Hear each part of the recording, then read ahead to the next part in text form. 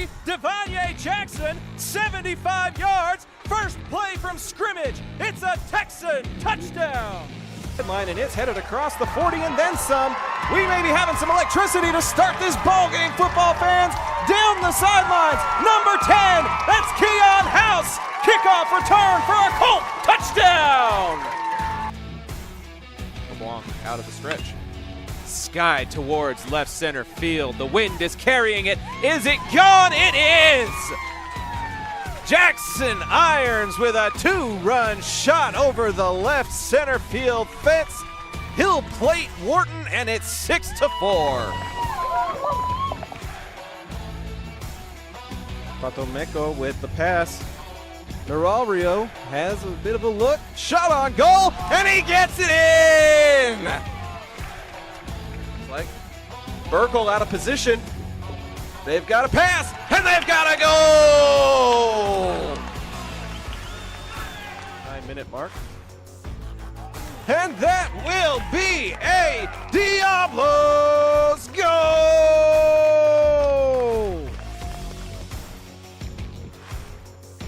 Two tight end set here as we go to the left-hand side with B.J. Rogers. Rogers is into the second level! B.J. Rogers to midfield! One man trying to catch up to him, but he will not! Number 6, in for 6. That will do it. 5:22 to go in the game. JoJo Murray in motion. They're going to do a jet sweep to him on the near side of the field. JoJo Murray across midfield. One man to beat. JoJo Murray's inside the 10. That's a touchdown. That's a touchdown. JoJo Murray on the 60-yard end around. This broadcast is under intellectual property and may not be repurposed or reproduced without express written consent. Enjoy this presentation from Zach Arnold Productions, Energetic Media Solutions. It's senior night, it's rivalry night, and playoff hopes are on the line as well. All that and more on a game that is essentially a homecoming for the entire Zap broadcast crew. Coming to you live from UTA's Maverick Stadium. This is Colt Football on Zap, presented by John Wade Roofing, and this is the pregame show presented by our friends at Chapman Cornelius Insurance Services, Inc. Zach Arnold, my pops Doug, on the call for what is quite possibly one of the biggest Week 11 matchups Arlington has had in recent history, Pops. If they win, not only do they beat their rivals for the first time in 6 years, but they also get the 2 seed in the postseason. There's so much to play for here on senior night, and it's happening a mile away from the Arlington High campus. Well, you know, we used to play our home games here at Maverick Stadium for quite a few years. We started playing here when I was a senior at Arlington High School in the fall of 1981 is when we started playing here at Maverick Stadium. It's the season that they opened the stadium for the UTA football team. So it really is fun to be back here high atop the seated section in the middle of Maverick Stadium. And you're right, this is a huge game because Arlington High and Martin are the biggest rivals in town. It's been Spirit Week. They had a big pep rally today, and there's so much riding, not just the emotional fact of wanting to win the game. There's a lot riding on the playoff contention because, Zach, you mentioned the possibility of getting the number 2 seed in the district. Bowie is number 1 seed, which is the other team that we cover on Zap Productions. They're playing at South Grand Prairie at the Warrior Bowl. And tonight, but this is a big game for seeding, so that if we get that number 2 seeding, what does that mean for the playoffs? It means Arlington is going to get a home game in the first round, which is something they haven't done in several years of our coverage on Zap. In fact, I think every first round playoff game we have covered since 2019 has been on the road against the likes of Jesuit and Highland Park. So to have that postseason berth and to have it closer to home is a really, really big deal.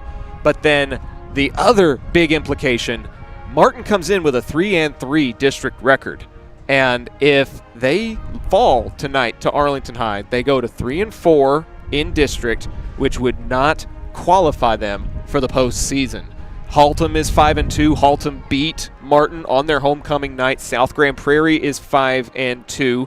They also beat Martin. So the Warriors need this win and a little bit of luck just to make it to the postseason. I had to do a lot of digging on this, but the last time that Arlington made the playoffs and Martin did not dates all the way back to 2005. It has been 19 years since this possibility was even in the realm of happening. And tonight, Arlington can make that history by not only getting a higher seed in the playoffs, but knocking out their biggest rival from the postseason for the first time in years. Well, and another statistic about the head-to-head matchup is Arlington hasn't been able to beat Martin since the 2018 year, which is the year before we started Zach Arnold Productions. This is true. And so we'd really like to see a win for Zach Arnold Productions tonight and Colt Nation at the same time. So we're looking forward to a big one. Who are we got playing tonight as the band strikes up the Arlington High alma mater in the background? We've got the Arlington High Colts with a 6-3 overall record, 4-2 in 8-6A. They defeated Grand Prairie by a score of 52-24. You were on the call for that ball game. It seemed to have been led by their rushing attack. You had Abe Atokity with a touchdown. You had Isaiah Robertson with 2 rushing touchdowns.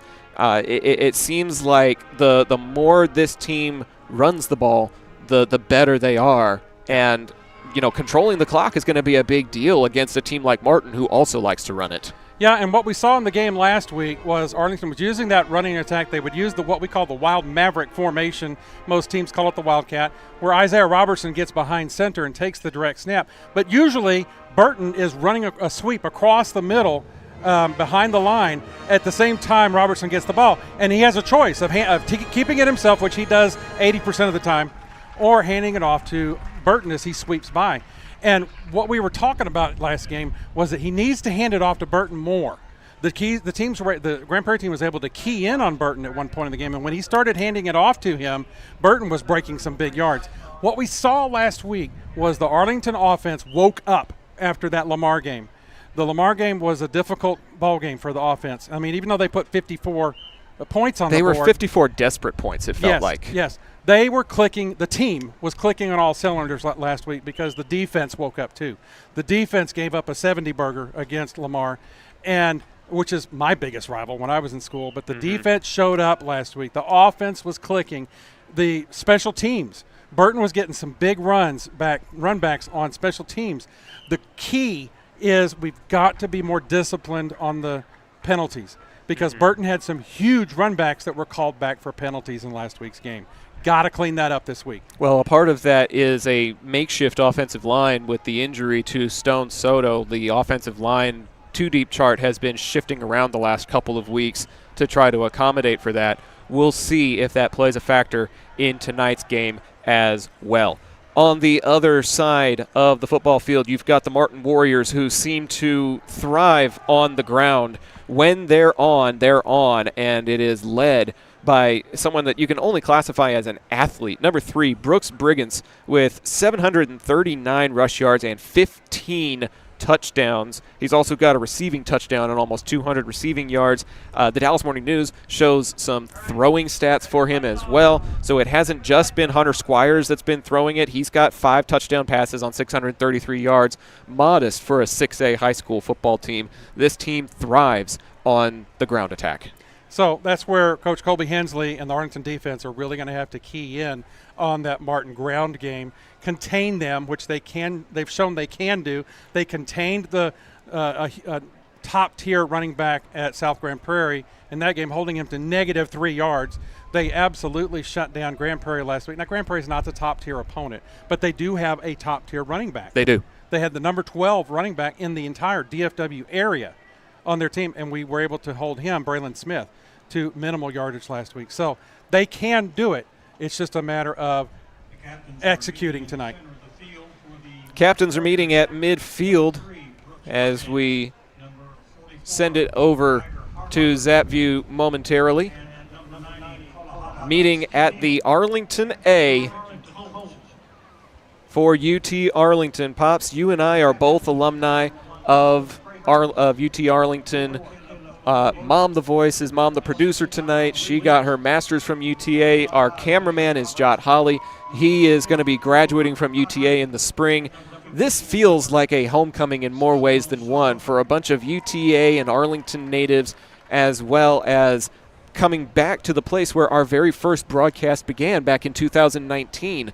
How much we have grown going from that little Mixler radio production to the 4-person setup that we've got here tonight. Yeah, it's a lot of fun to see the setup we have in front of us, to see the response from the fans. I went up and down the stands before the game and was handing out cards to invite people to watch this ball game on YouTube, and they're very grateful. And many of them told me they had already been watching YouTube video audio productions, and we're very grateful to the Arlington ISD Athletic Department for granting us, Mr. Eric White, granting permission to add the video aspect layer to what we bring to Colt Nation.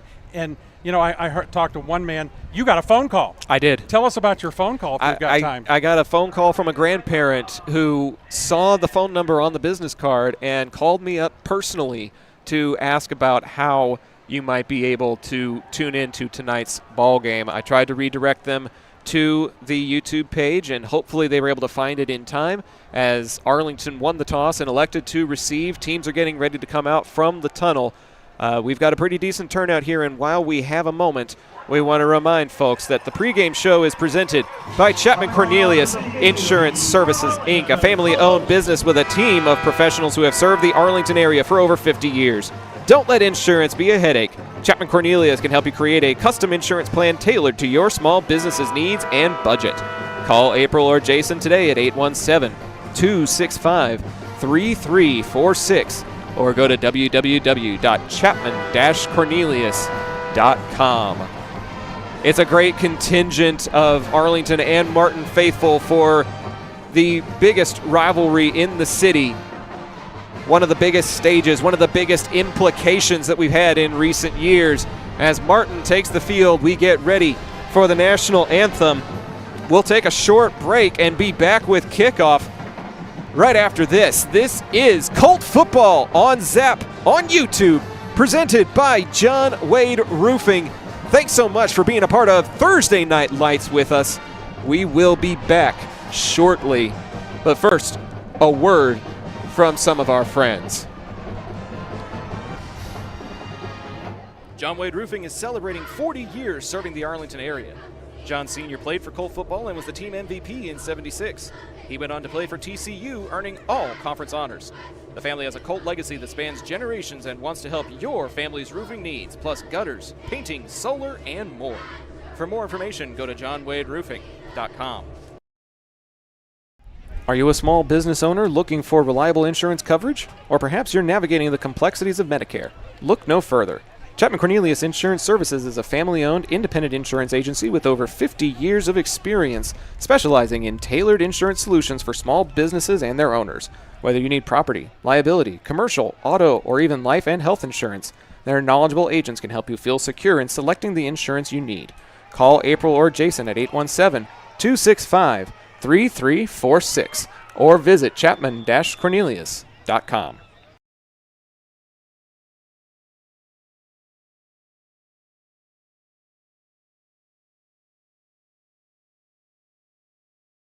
Taqueria Taco Express is your one-stop shop for all things authentic Mexican in Arlington and Grand Prairie. And this fall, you'll now have 4 stops to choose from. Visit the new location off 20 and Little Road or any of their 3 original locations and try their $10 Taco Tuesday. It includes 5 tacos and an agua fresca. They also feature new birria items plus tortas, gorditas, and more. Find out just how much more by visiting. Pecan Park Dental isn't your typical dental office. Nestled under the shade of 60-year-old pecan trees, Dr. Stephanie Bangs and her team provide advanced dental care in a warm, inviting setting that feels like home. Whether you're looking for the latest cosmetic dentistry or a cozy place where you and your kids feel at ease, Pecan Park Dental is your go-to in Arlington.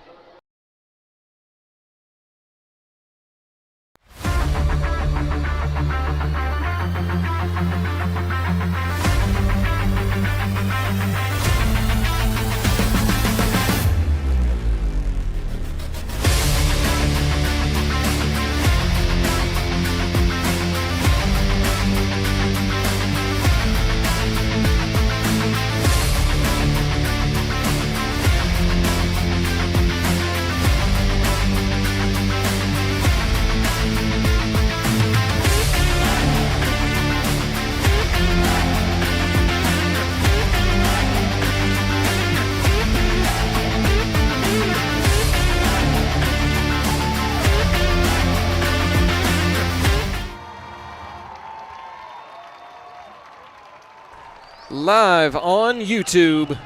It is football time in Texas, and this is Colt Football on Zap, presented by John Wade Roofing. Zach Arnold, my pops Doug, on the call from UTA's Maverick Stadium.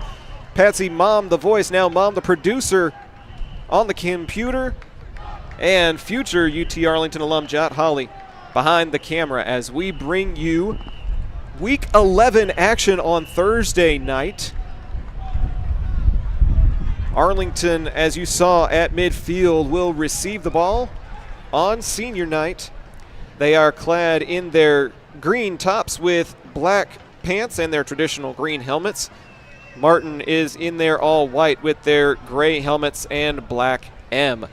The Colts come in with a record of 6-3, 4-2 in 8-6A. Martin is 3-6, 3-3. They had a rough start to the non-district pops, and they are dead even at 3-3. Must win and get a little bit of help if Martin wants to go to the postseason again.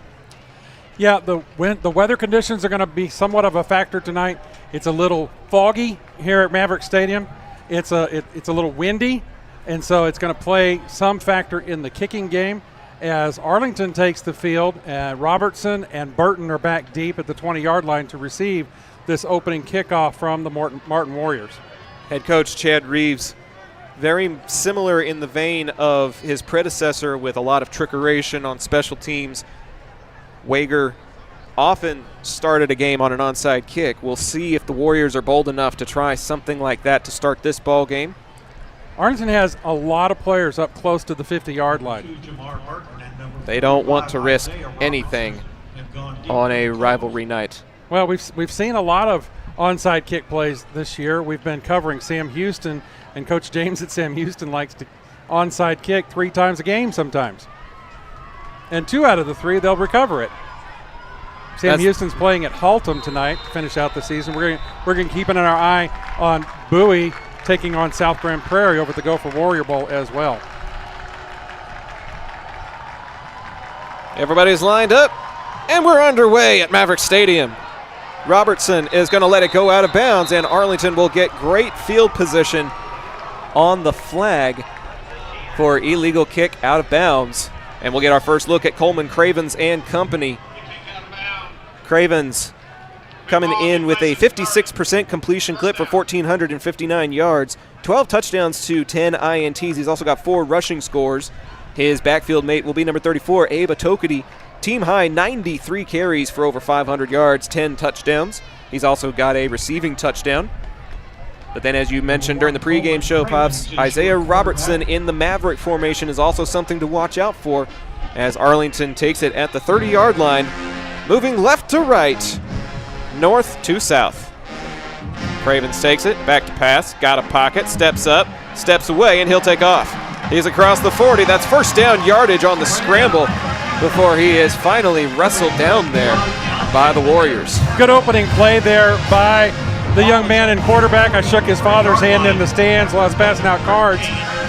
Last week he made some quick decisions and passing and threw one away in the end zone. That was a good use of his legs on that first play. Play action. Going to the corner, it's Robertson. He's got it in midfield, but no further. He'll get stopped on that play by number 6, Kevin Grant, defensive back for the Warriors. But Arlington has moved it 20 yards in 2 plays there to midfield already. Atokity will get it up the middle, and he'll pick up 2 maybe. In on the tackle, number 66, Brandon Munoz, senior defensive lineman.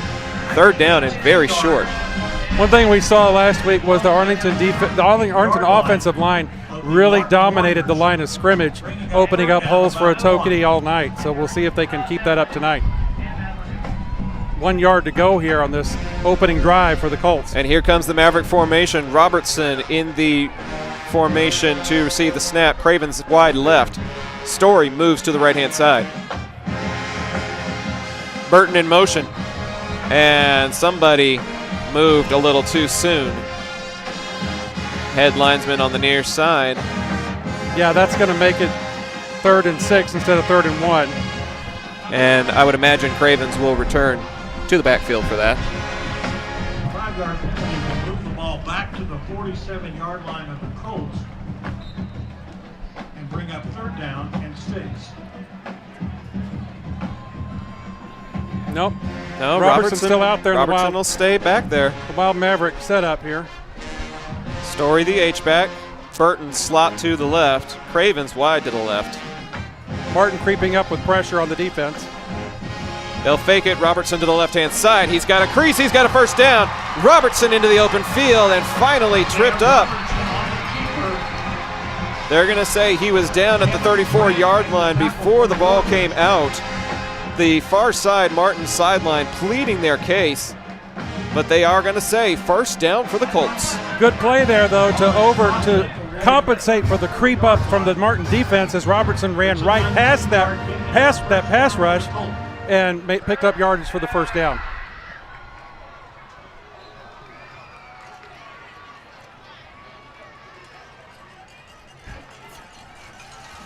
Handoff. No, it's a reverse. Who's got it on the near side? None other than 45. Leapfrogging a defender. Robertson to the 1st and goal. Yeah, you rarely see that leapfrog work, but that time it did for Robertson. Hopped right over the potential defender. And the Colts are in the red zone and set up 1st and goal. 1st and goal from the Martin 7-yard line are the Arlington Colts on the opening drive of the game. Robertson will stay in the Maverick formation.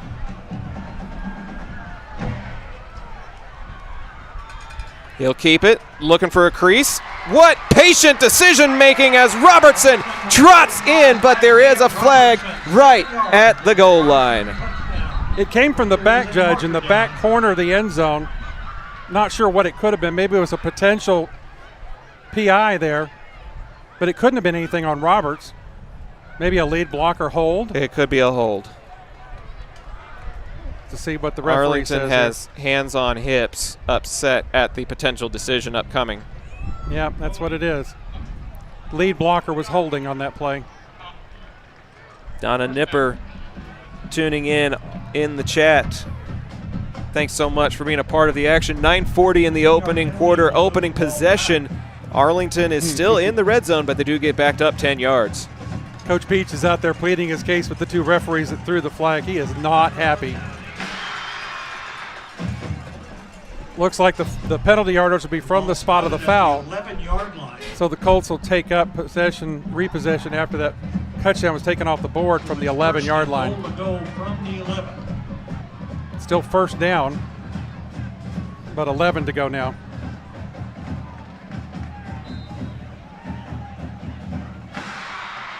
Cravens is back under center. Burton and Robertson are the 2 to the left. Ghoston wide to the right.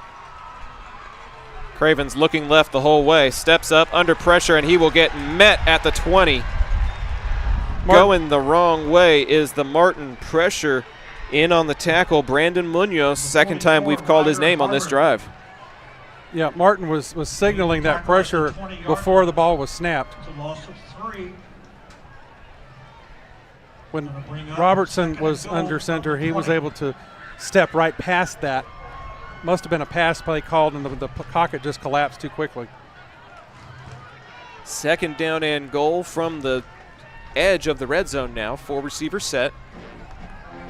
Cravens looking right this time, throwing right, caught right. Only a gain of 5 on that one. Pick up there by number 7, Trayvon Ellis, senior wide receiver. Trayvon Ellis. Arlington has to go for the end zone 5-yard gain to the from the 15-yard 15-yard line. That'll bring up 3rd and goal. This is well within Daniel Bresl's field goal range if he needs it.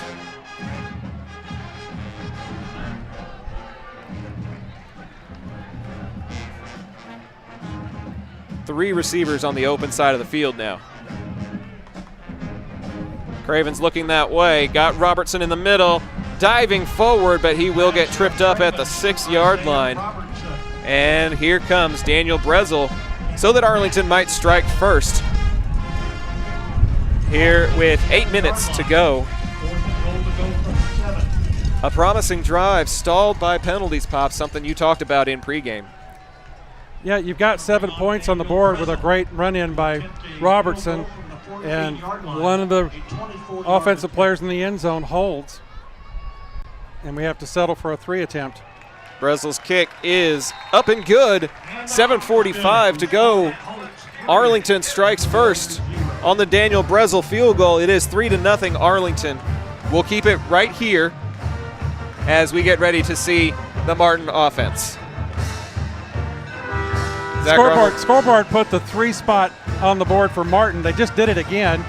I don't know who's running the scoreboard, but that's a Colt 3. Well, Mom's 3 is showing up here on YouTube Live. And Arlington gets the first score of the ball game. You wanted 7, though, but you'll definitely take 3 if that's what you can get. Coach Beach is still giving the referee an earful, the one that threw the flag in the end zone. He keeps turning around and coming back and giving him more. He is still hot. Can't be happy about that one. As Arlington elected to take the ball first. And they do get the score.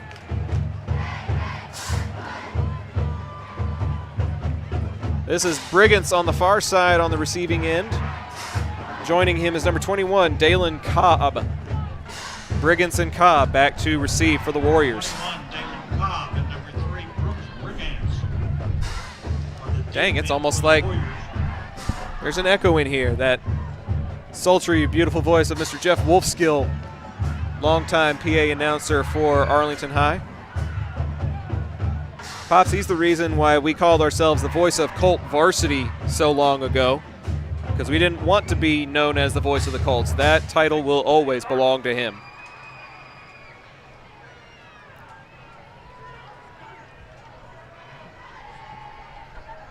A lot of discussion on the field delaying this kickoff as the Colt special teams unit finally spreads out and gets ready to send this ball to the Warriors. Good opening drive. The Colts really marched on that play and put a 3 spot on, so let's see how the defense can hold up. Bouncer and a squibber picked up at the 30 and losing yards. A great tackle there by Arlington's number 33, A.J. Payne, the sophomore linebacker recently called up. It was picked up closer to the 40, but the retreating steps by Martin's up man will give them field position back inside the 30, closer to the 26, 27. That's essentially a touchback. Hit that share button, Colt Nation, Warrior Nation. The biggest rivalry in the city of Arlington taking place on Thursday Night Lights, and we've got it here on Zach Arnold Productions. 2 receivers to the left and 1 to the right. Brigance will get the handoff. He'll take it to the right-hand side, and he will get met before making it to the 30. He was wrapped up almost immediately by number 66 at the line of scrimmage there for the Colts. Good play there to hold them to almost no pickup. Falakiko Vakauta on the tackle for Arlington. Thanks for the save there, Zach. In the backfield, number 16, Hunter Squires, 633 pass yards on the season. He's back to pass here. He'll go underneath, and it's caught at the 34. Taking it across the 35 is number 19, Jacob Martin, listed as, oh, that's for Arlington, my apologies. 19 is Chancellor Teeler, sophomore wideout. Yeah, he was brought down by Dermot Cunningham for Arlington. We called his name a lot last week in the game against the Gophers, so he's already getting into the action here tonight. It'll bring up a 3rd down and 2 in minus territory for Martin. We'll see what they elect to do here. This is not Brigance. Brigance will take the direct snap, actually, and he'll pick up the 1st down across the 40. That is Martin's Wild Warrior formation as Brigance takes it into Colt territory all the way down to the 36. Yeah, touchdown save there by number 8, Dion Mays for the Colts. If Dion hadn't made that stop, the good open field tackle, Brigance would have been in the end zone.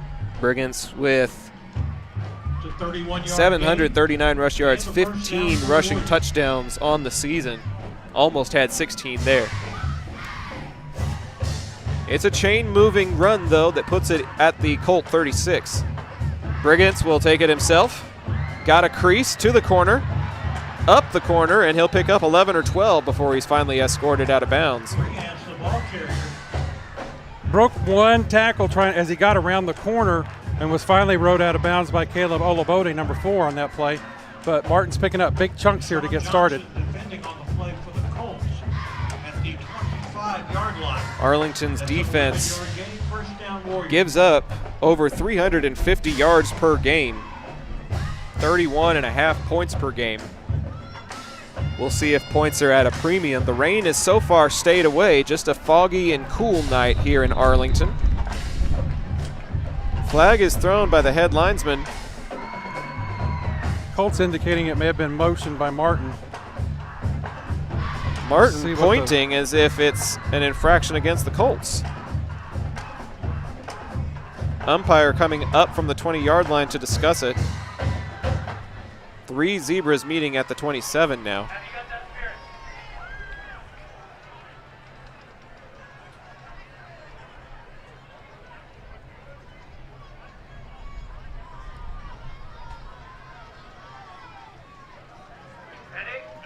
A delay of game against Arlington. That's the call where they feel like the defense made the offense flinch. Something that they said that was similar to a call that gets made by the offense when they're signaling for motion.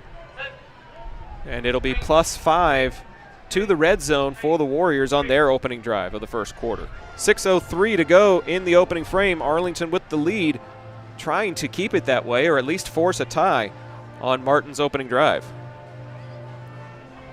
Squires in the backfield now. Brigance in motion. They'll fake it to him and hand it up the middle.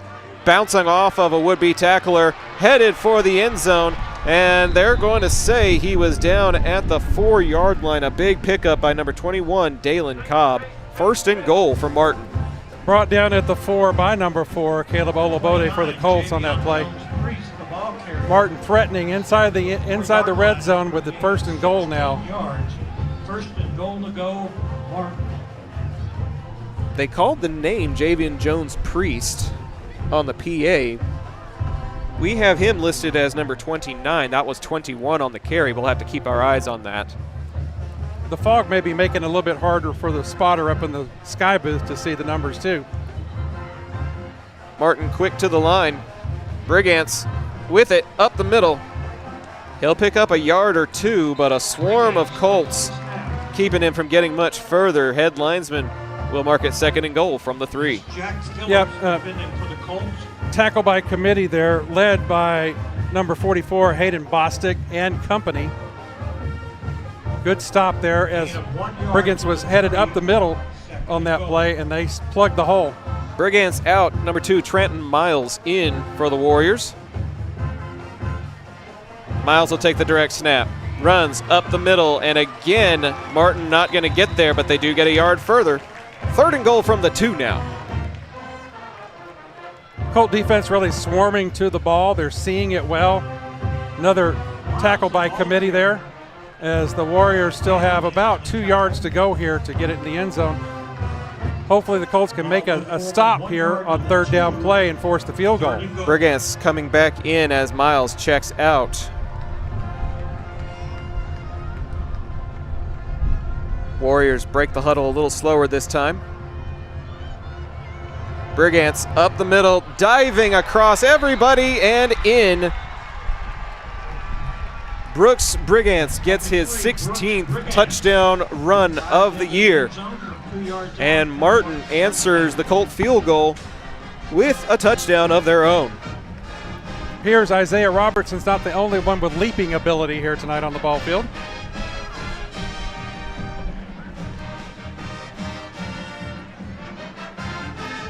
We'll see if they try to line up for 2. They do indeed. This is Brigance. Take a look to the sidelines. And now they'll go to the traditional extra point formation. I was wondering in the back of my mind, what's the strategy of trying to go for 2?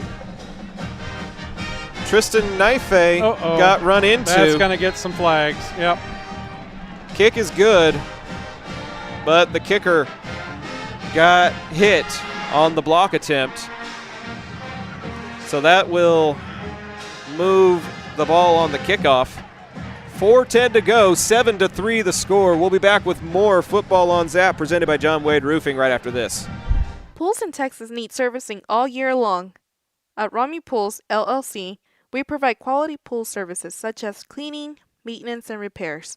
So call 469-951-0107 for a free estimate and ask for Roberto.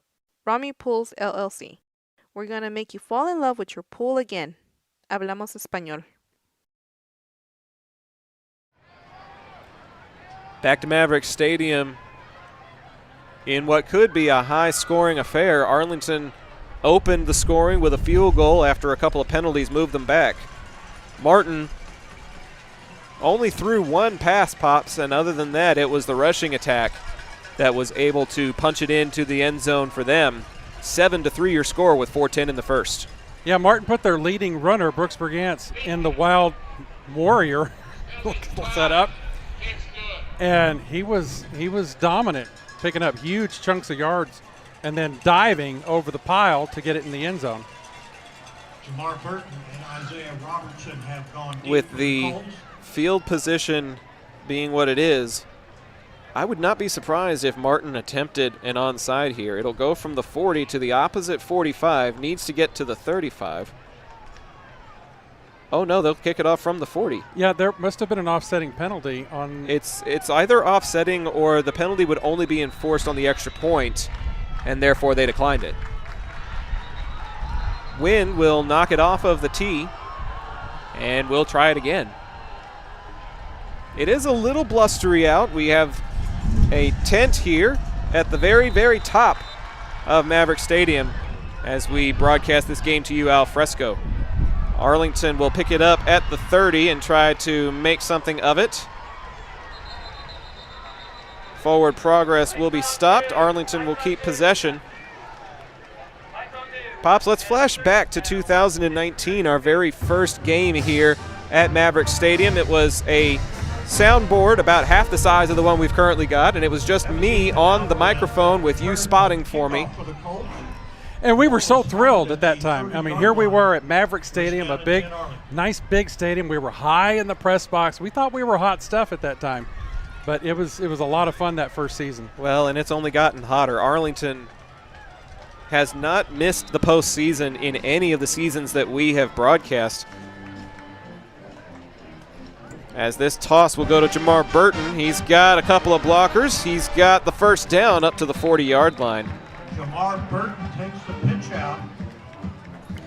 Finally brought down by Martin's number 12, Eli Johnson, on that play. Burton has been carrying it a lot. He's got some shiftiness to him that Aba Tokedy just doesn't have. Tokedy more of a power runner up the middle. Burton picking up in bursts. He had 10 carries for 139 yards and 2 scores last week against Grand Prairie. Cade Story in motion. Craven's under pressure, and he'll just have to throw it away.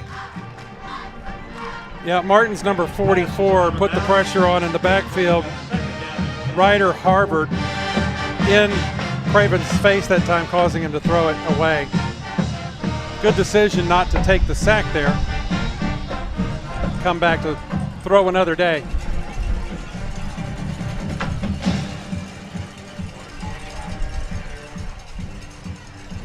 Otokedy will sub into the backfield as Burton goes to near side slot. Second down and 10. Cravens with the handoff. Otokedy with a lead blocker. He'll fight his way and lunge forward towards midfield. Line judge will put him a yard shy of the line to gain, but a great pickup of 9 there by Aba Tokedy. Tackle at the Arlington 49 yard. It's going to be a gain of 9 and bring up third down.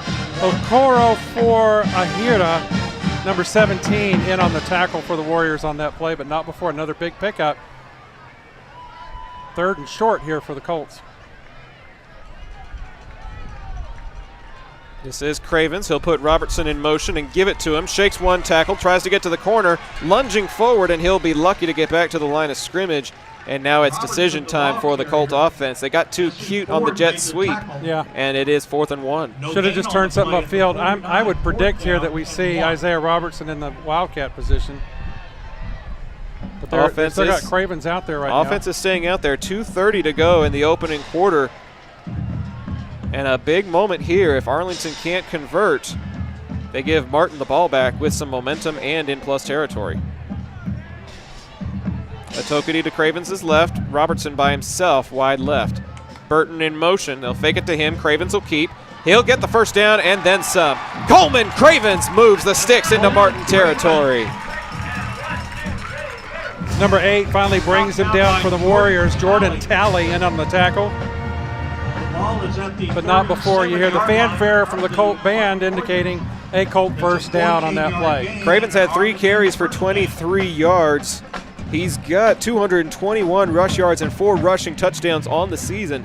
He can move the chains and get into the end zone with his feet, but it has to be well timed, and it was there. Pressure coming on this play. Cravens will get the completion. Easy pitch and catch there. Nice completion on the sideline route to Tayshawn Ghostin.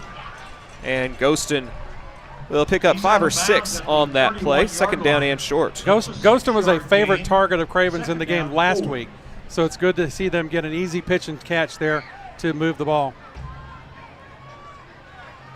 Just take what the defense gives you. They were playing soft zone. Ghostin with a little out route. Stay in plus territory. Story in motion. There's a toss to Burton. He's got a blocker. Shakes a tackle and gets first down yardage to the 26-yard line. A minute and a half to go in the opening quarter. So far, neither defense has had much success at stopping the other team's offense. It was Arlington's offense that shot themselves in the foot last possession. Yeah, number 13, Matthew Johnson, was the one that got in on the tackle for the Warriors, but not before Burton picked up the first down yardage needed to keep this drive alive. That's a Tokety in the backfield. Cravens will go underneath. Story on the reception. And Cade Story will get it for about 8 or 9. I don't think I've called Story's name all season. He's usually a lead blocker. He's usually out there in front. And he had me fooled. I was watching the Tokety following Cade. And then Cade ended up getting the throw. I know his mom, Karen, and then the running backs coach, his dad, Tim Story, excited at his inclusion in the offense as Robertson will take the direct snap on the Maverick formation. Burton in motion. They'll give it to him. Burton shedding a couple of tackles and will get to the 15-yard line. A hard-fought 3 or 4 yards. Yeah. And that may be the final play of the first quarter. It's a 7-yard gain and a first down for the Colts. Arlington will probably be content to let the clock run out. They're standing with hands on their hips. And that'll be the final play of the fast-paced, run-heavy first quarter.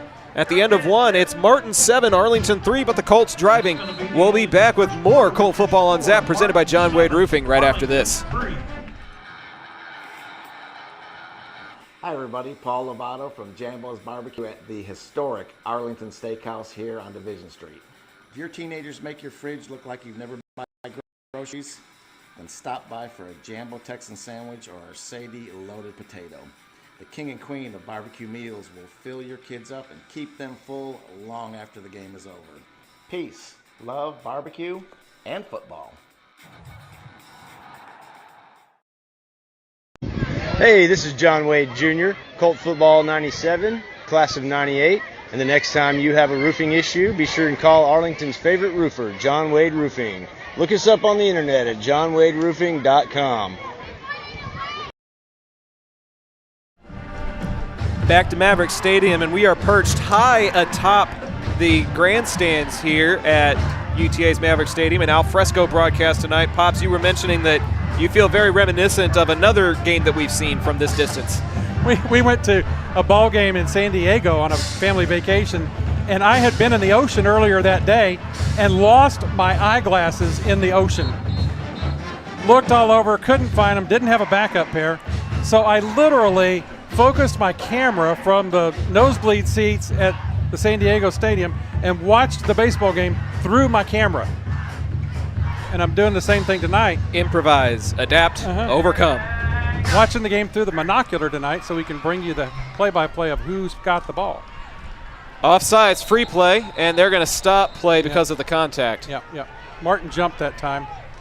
It's a good hard count by Arlington's offense. Got the D-line to move, and that'll move it from the 15 to the 10. Inside the red zone again tonight for the second time tonight. Moving that ball to the 10-yard line. Buckle up, football fans. This could be a high-scoring ball game. 5-yard penalty will move the ball to the 10-yard line and will bring up first down and 5. Arlington can get a first down without needing a touchdown here. Ball at the 10, line to gain the 5. Coleman Cravens leading the offense here with the Tokety next to him. Ghostin by himself to the right. But Tokety will get it, and he will get tripped up at the 10-yard line. A couple of Martin defenders got past their blocker there. Eli Holbrook didn't win that one-on-one matchup, unfortunately, and it'll be second down and 5 now. No gain. It was the Warriors' Eli that grabbed the Tokety around the ankles. Number 12, Eli Johnson, linebacker, in on the tackle. Second quarter underway here at UTA.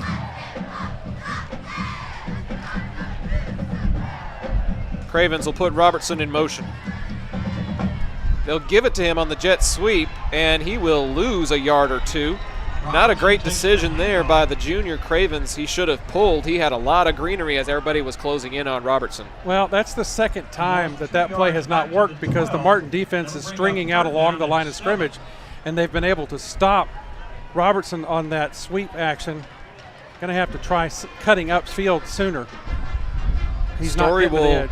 Story will check out as Trayvon Ellis checks in to give the Colts an extra wide receiver on this 3rd down and 7 from the 12. Again, they can pick up a first down if they can get to the 5.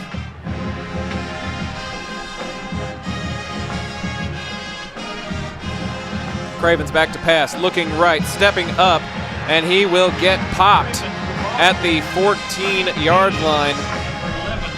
The Warrior defensive line converging on him there. Well, and Arlington is trotting out the field goal unit again. Martin's defense is bringing blitzes, and our offensive line can't handle a blitz. Not at this point in the game, anyway. Can't be trading touchdowns for field goals. Arlington's defense is going to have to buckle down on the next possession. Brezel 1 for 1 on the evening. This one from about 31. Cravens the holder. Kick is up. And it is good. 9:53 to go in the second quarter. 2 possessions, 2 scores for Arlington. It is now 7-6. We'll be right back with more Colt Football on Zap, presented by John Wade Roofing, right after this. Hey Arlington residents, are you tired of rising insurance rates? Then it's time to make the switch to Chapman Cornelius Insurance Services, Inc. Since 1984, they've been your trusted local insurance experts, offering competitive quotes for all your needs. Auto, homeowners, umbrella, renters, boats, and even classic cars. Why settle for less when you can get the best? Compare coverages today and see how much you can save.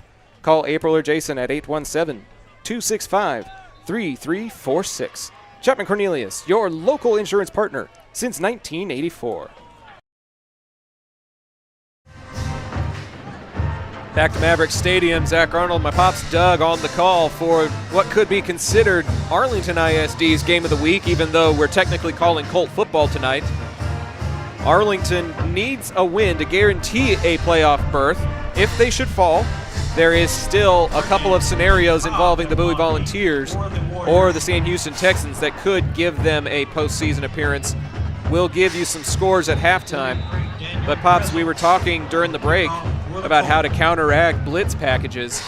Arlington needs to come up with some sort of a counter if they're going to punch the ball into the end zone. So far, they've had to settle for 2 field goals.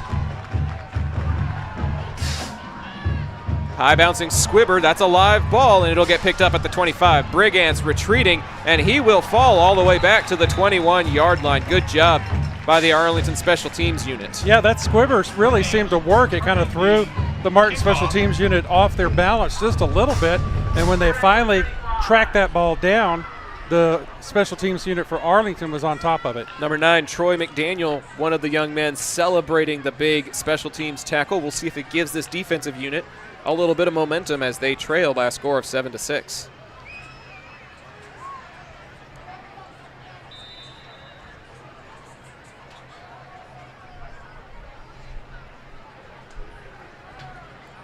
Brigance will take the direct snap in the backfield. 3 receivers to the right, now a man in motion to the left. Brigance takes it himself. Looks like a hold in the backfield, not going to get called as Brigance takes it 10 plus all the way to the 37-yard line. Brigance, the ball carrier. That's a first down for the Warriors.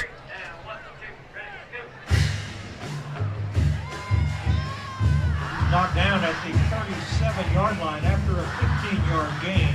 First down. They'll give him 15 on that carry. His backfield mate, number 29, Javian Jones-Priest. Number 29.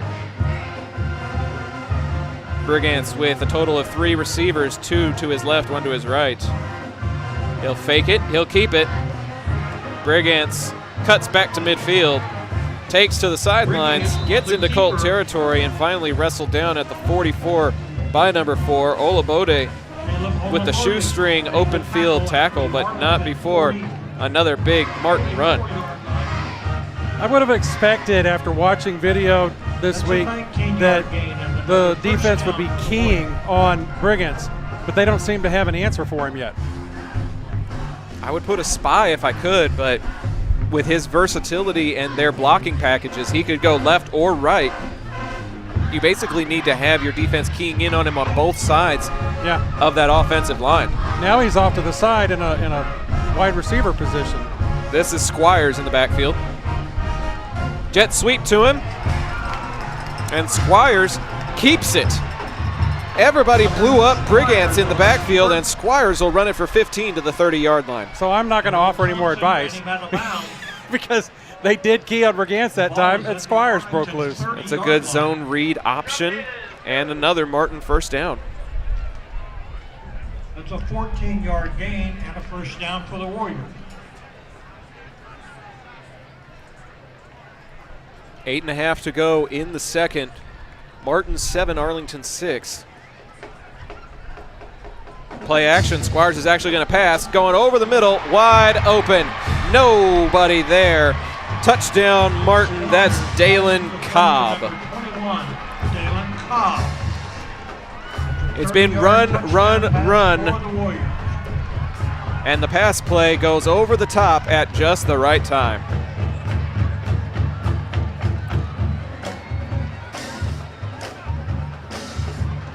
Yeah, you lull them to sleep, keying on the run after run after run after run. And the first pass play, there's nobody there to defend. The safeties creeped up too far, and they dialed up the pass play. Traditional extra point attempt. This one up and good. 8:25 to go until halftime. Martin 14, Arlington 6. We'll be right back with Colt Football on Zap, presented by John Wade Roofing. Taquería Taco Express es la taquería oficial de Zach Arnold Productions. Extraordinaria y auténtica comida mexicana, aquí encontrarás el mejor menú para el paladar más exigente. Puedes visitarlos en una de sus 3 sucursales ubicadas en Arlington y en Green Prairie.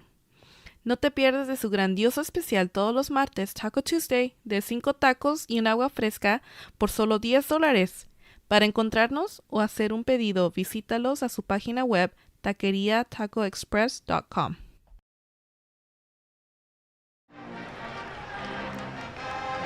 Welcome back to Maverick Stadium. 14-6 your score. Pops, Arlington has not beaten Martin since their 32-25 win against the Warriors back in 2018. That was the year that the Colts went undefeated in the regular season, a perfect 10-0. And even then, that team of destiny struggled against the Warriors.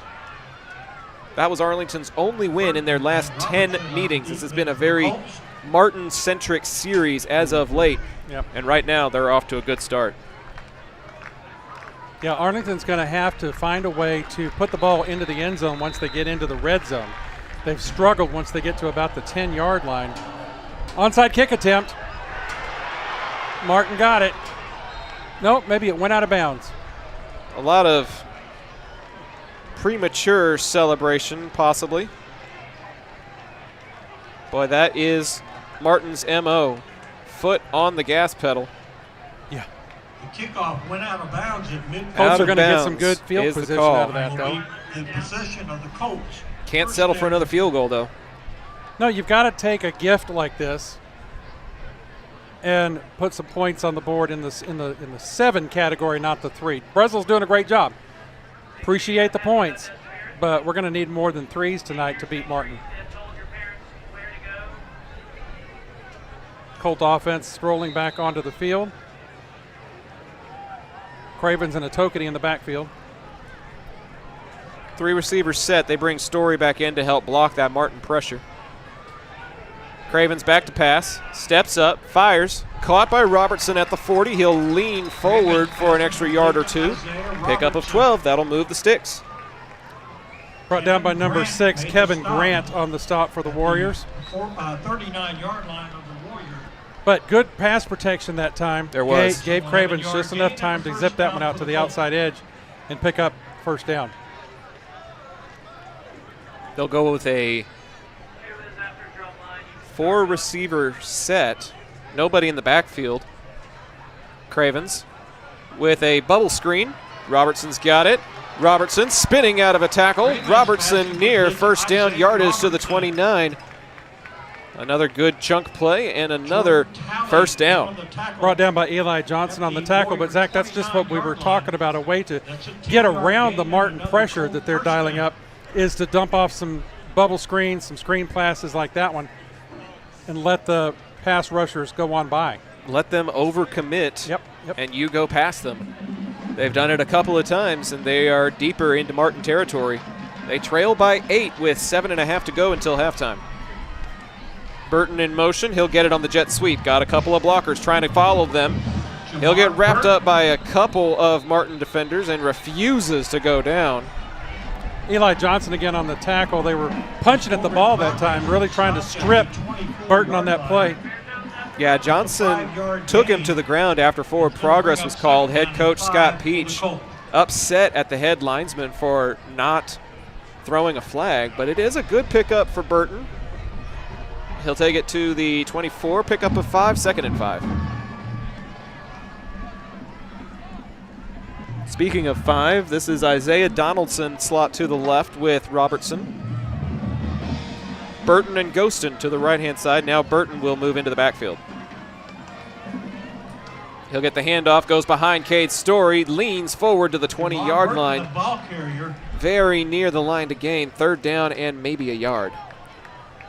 A Corafor in on the tackle for Martin again on that play. The ball is at the 20-yard line. Very short 3rd down pickup here set up for the Colt offense. And we're already halfway through the 2nd quarter. All of this running is melting the clock. Possessions and points could be at a premium at the rate we're going. Another 4-receiver set. Empty backfield for Robertson on the Maverick. He'll keep it himself. He's got the first down, takes a defender with him to the 17-yard line, and again a refusal to go down.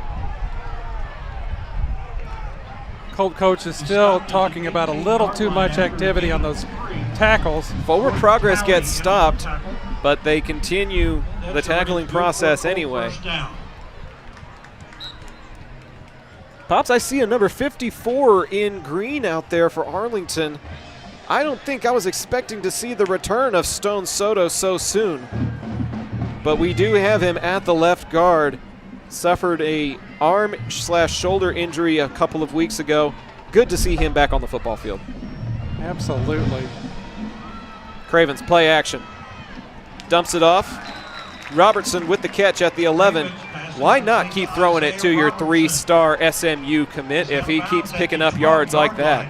Well, and it's not 20, 30, 40-yard passes. It's what you said earlier. It's what the defense is giving you. Take it. Yep. Because it's still a good pickup. Moves it deeper into the red zone. Ball resting on the 12-yard line. Got to punch it in the end zone here. Ghostin and Donaldson to the right. Burton and Robertson to the left. Play call comes in with 10 on the play clock. Atokity back there with Cravens. Pressure is shown, and it looks like Arlington may have flinched.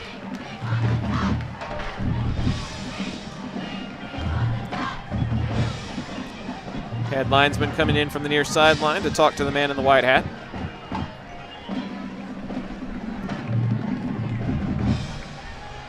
Zach, I can see the propensity to jump when the defense is rushing up to the line in that blitz package. It makes you nervous because you see those players coming at you and you almost instinctively react. It makes you a little bit nervous, especially when this is a blitz package Arlington is not used to seeing.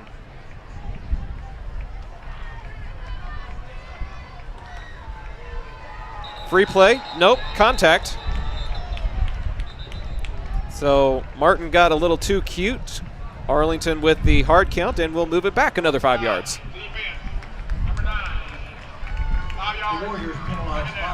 Jesse Ford guilty of the infraction for Martin. And from the 17, we go right back to the 12-yard line. Little seesaw action here. That's a good word for it. I couldn't think of one. Thank you. I was thinking one seesaw, step. tug of war. I was thinking like one step forward, one step back, but that's not the phrase. So that's why we put two people on this call, because when one can't think of it, somebody else does. 5:32 to go until halftime. 3 receivers to the open side of the field for Arlington. Atokity will run it to the right side, inside the 5. First and goal, Arlington. Big hole blown up there by the Arlington offensive line, right between Cumberbatch and Bastos, the center and the right guard. Good alley there, lane for Atokity to run. Colts sitting on the doorstep now. Banging on the door. Let's take it home, guys. Atokity will go into the backfield with Robertson. Ghostin will go wide to the right. Burton will go wide to the left. 2 tight ends set here. Robertson to the left. Looking for a crease. Looking for the end zone. He's got it. Touchdown, Colts. Robertson, 2 yards and the Colt touchdown. And it only took more than a quarter and a half, but Arlington finally finds that blue turf and gets within 2. Colts knocking on the door there, and Robertson made the house call. The offense will stay out to try to tie this thing up. Arlington going for 2. Robertson by himself to the left. Ghostin and Burton to the right. Cravens and Atokity make up the backfield. Robertson in motion. Cravens going that way, looking to throw. Going to the back of the end zone. It's caught! Tayshawn Ghostin makes it 14 apiece. We're all tied up with 4:59 to go until halftime. It's a brand new ball game at Maverick Stadium, and we'll be back with more of it when we come back with Colt Football on Zap, presented by John Wade Roofing. Local Legends Figures immortalizes your athlete's achievements for a lifetime. Featuring 6-inch figures with poses in football, baseball, band, hockey, even lacrosse. Local Legends makes every effort to show their likeness down to every possible uniform detail. To order your custom figure, call 817-681-0393 or email orders@locallegendsfigures.com.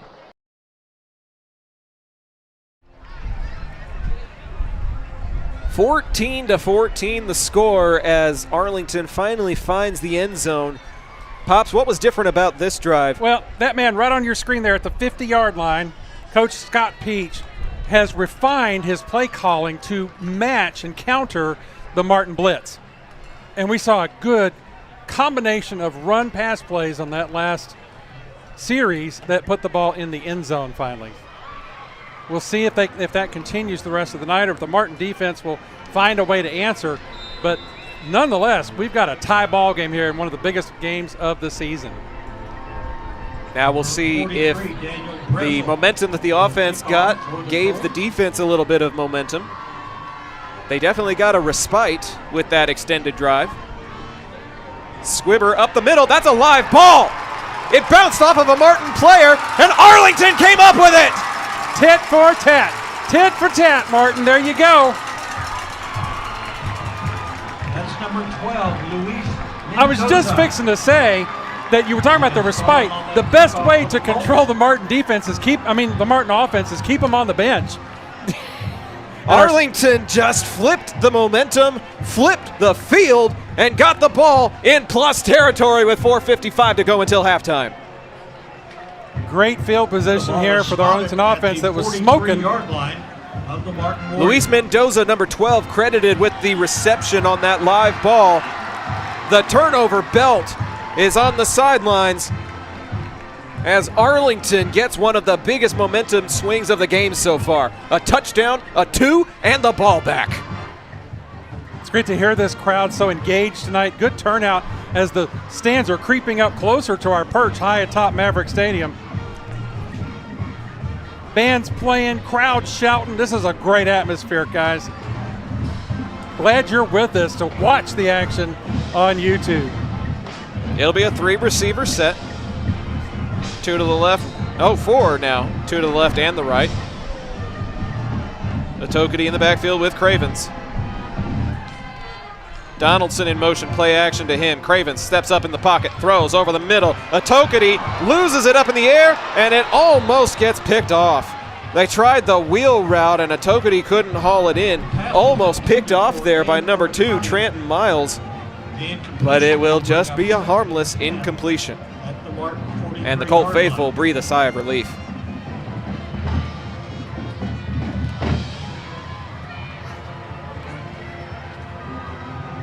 I liked the pass protection that the O-line gave there. I like a wheel route call.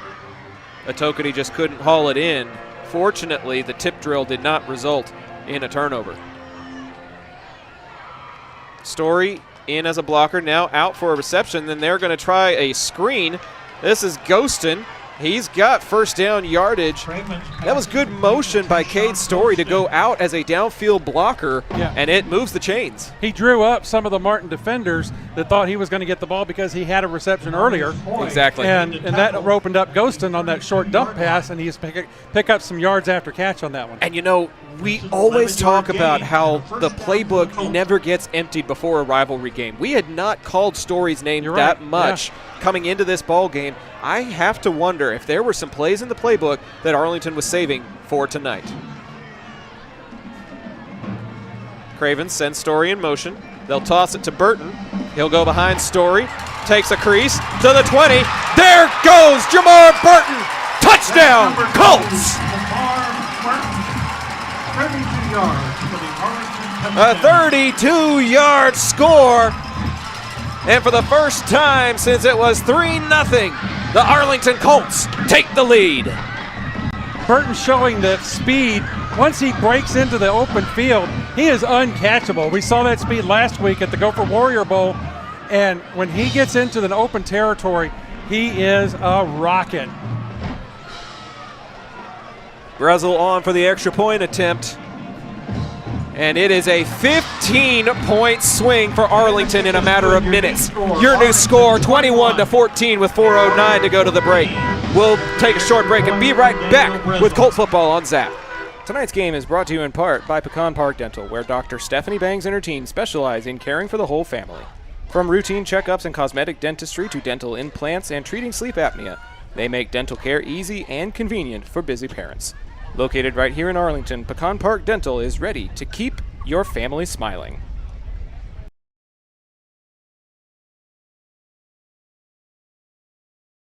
John Wade Roofing has been serving the Arlington area since 1982, but the Wade legacy runs much deeper in the city of Arlington. A pioneer family that has had roots going back decades, John Wade and Company saw relatives attend the Cooper Street Arlington High campus and has had members play in Colt athletics for decades. And they're looking forward to serving this community for decades to come. Find out more at johnwaderoofing.com. Pops, Arlington has all of the momentum right now after getting the touchdown, the 2, the ball back, and another touchdown. Yeah, we were talking about that last play that broke for the touchdown, and Cade Story again played a key part in that run as he threw a block on that left side that really opened up the lane. Kickoff is a traditional kickoff this time, fielded by the Warriors at the 30-yard line now, coming across the field. Colts finally take him down at the Martin 40. Alex Matheson returning the Matheson kickoff for the Warriors. on the return. It'll be good field position Brought down for at the Martin. 42-yard line. 4:02 to go until the break. Pops, Arlington took the ball to start the ball game. So Martin will get it Correction, he's brought down at out of the break. 38-yard line. So it's a good thing that Arlington's ahead by a score instead of trying to play from behind and risk a 2-for-1 here. Well, and Martin tried an onside kick, and it failed. Arlington tried an onside kick, and we recovered. There's where your momentum shift happened. So I love that Peach called it right after Martin did. Pass play, swing to the open side. Not much doing there as Arlington able to converge well. Maybe a pickup of 2 on Dalen Cobb's reception from Hunter Squires. Gerald Thompson made the tackle. Good play by the Arlington defense to hold the Martin Warriors to no pickup. Actually, just about 1 yard on that pickup. They'll give him a yard, but that's it. Still good pursuit by the defense. Brigance on the near slot, and he'll come in motion. Play action to him. Cobb will get it. He'll go up the middle and take a couple of Colt tacklers with him. My goodness, he got 8 when I thought he should have only gotten 4 or 5. 3rd down and 1 now with 3:15 to go until halftime. Yeah, right now the Martin offensive line is doing a good job of getting some push and opening some holes for the likes of Cobb and Squires and Brigance. So right now Martin's winning that line of scrimmage battle. Brigance lines up as an H-back. Squires, the quarterback. Arlington trying to jump and force a false start the way Martin's defense did. Squires takes it, back to pass. Gonna go underneath, and it's gonna be caught across midfield. Gutsy play call going to Chancellor Taylor, and it is enough to move the sticks. Now, popped immediately by the Arlington's number 33, A.J. Payne, the sophomore linebacker. Zach, we've talked a little bit about some of these players that are making some good tackles for Arlington are younger players. Bodes well for the future of Colt football. 2 minutes and 25 seconds to go in the half. Martin in plus territory. Cobb with it. Brigance the lead blocker. He'll get inside the 45 to the 44-yard line. They'll give him about 5 on that pickup. Met by Deion Mays to plug up that hole that time, the senior defensive back for the Colts. The 44-yard line after a gain of 5, 2nd and 5. 2nd and medium. Fans, a reminder to stay tuned for the halftime discussion that I got to have with Dallas Jesuits' Brian Montgomery, previewing all of the postseason action for 8 and 7-6A. Plus, we'll have stats and analysis from this ball game. Squires with the completion to Brigance, sheds a tackle and leans forward to about the 31-yard line. Squires passing complete to Brooks Brigance. So far, Brigance has lined up for kick return. He has taken the direct snap. Now with a reception, all he needs is a pass for the complete offensive trifecta. Yeah, they slipped 1 tackle on that yards after catch attempt, finally brought down by number 12, Luis Mendoza for the Colts. Again, a sophomore linebacker who's been making an impact this season. 3 receivers to the open side. Squires back to pass, going up top, looking for Brigance, and overthrows him. He was double teamed that time. Number 10, Dermot Cunningham, and number 12, Luis Mendoza, were both on the receiver. I see a profile in the chat. Sam Wayne, let's go A.J. Payne. He's got some support in the YouTube chat here tonight. Thanks so much for tuning in to tonight's broadcast. Let us know where you're tuning in from. If you subscribe to the channel, you are allowed to join the chat after 20 minutes. Join, comment, and be a part of the fun on these Thursday night lights at UTA. Squires with another pass. incomplete. And that'll be third down. Pass intended for Teeler. Yeah, it was intended for number 19, Chancellor Teeler, but it went right through his hands and dribbled to the sideline without effect. There's a little bit of precipitation coming down on the field. We see it from our vantage point. Luckily, we're not being affected by it underneath the awning of Maverick Stadium here. 1:09 to go until the break. Third down and 10 for the Warriors. Squires lofting it, got a man, and it is caught. Number 4, Brody Williams beat his man on the go route. Squires put it in his bread basket, and Martin is a point away from tying it up again. It's a 31-yard pass and catch.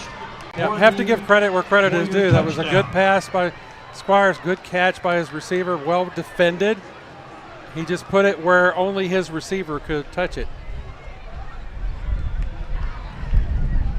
Big Steppa in the chat, tuning in for number 33 as well. Angel Galarza, class of 2019, also in the chat.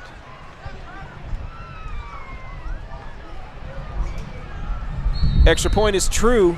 1:04 to go until the break. We're all tied up again. We'll be right back with more Colt Football on Zap presented by John Wade Roofing after this. Las albercas en Texas necesitan servicios durante todo el año. Romy Pools brinda servicios de calidad, incluyendo limpieza, mantenimiento y reparaciones. Llama al número 469-951-0107 para una consulta gratuita y pregunta por Roberto. Romy Pools, haremos que te enamores de tu alberca de nuevo.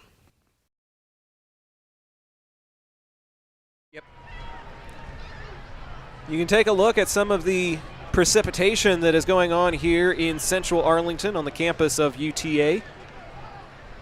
Did not affect Hunter Squires' throw, though, as he was able to catch a man in stride for a 31-yard touchdown that has tied this ball game up at 21 apiece as we are 64 seconds away from halftime. You're going to have to keep an eye on the ball control now that we've got a little live precipitation.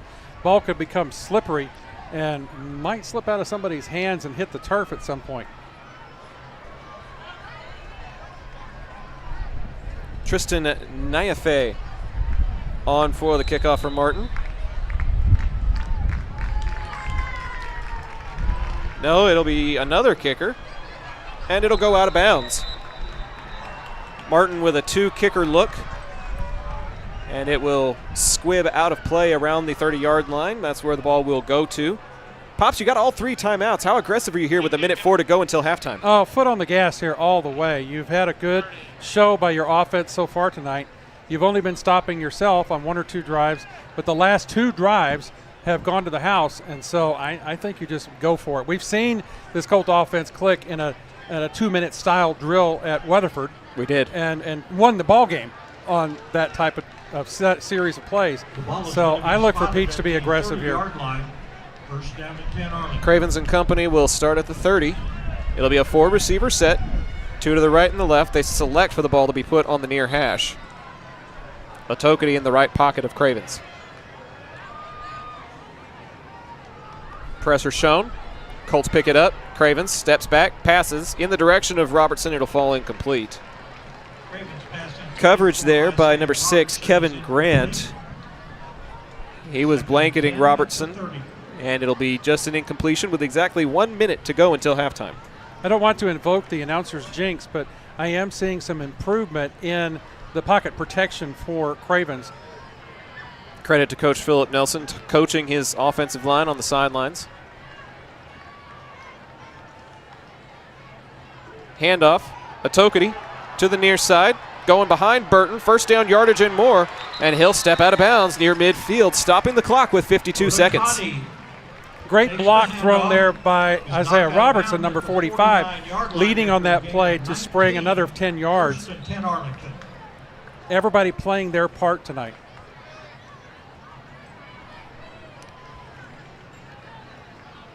Ball resting almost at midfield on the Colt 49. Arlington only needs about 20 more yards to be close to Daniel Bresl's field goal range. But with the momentum you've got and with 3 timeouts, you're looking for more than that. Cravens play action, looking to the right-hand side, and that was almost a dangerous play. Looking in the direction of number 5, Isaiah Donaldson. Breaking it up was number 8, Jordan Talley. And Talley, if he made a play, that would have been possibly an interception. Little extracurricular activity as the jaws get moving between these rival teams. Fellow players having to keep each other apart. Ghostin and Donaldson, they're still hot. They both felt like there was some excessive celebration over the body. Do they maybe feel that the defender got there just a hair early?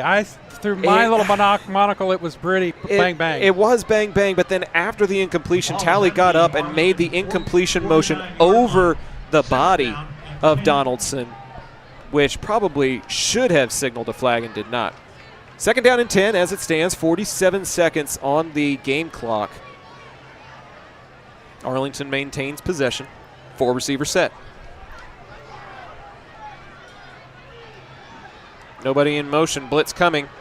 Cravens tosses it up, looking for Robertson. He's got it at the 19. Number 1, Coleman Cravens passing to Isaiah Robertson. And with 40 seconds left, the Colts are in the red zone, looking to steal some momentum before they hit the locker room. Well, and great composure there by Coleman Cravens. As the pocket was collapsing, the Martin defenders were just right in his face, but he hung in there and lofted that one. Atokity with it. He's inside the 10. Abe Atokity! Touchdown, Arlington!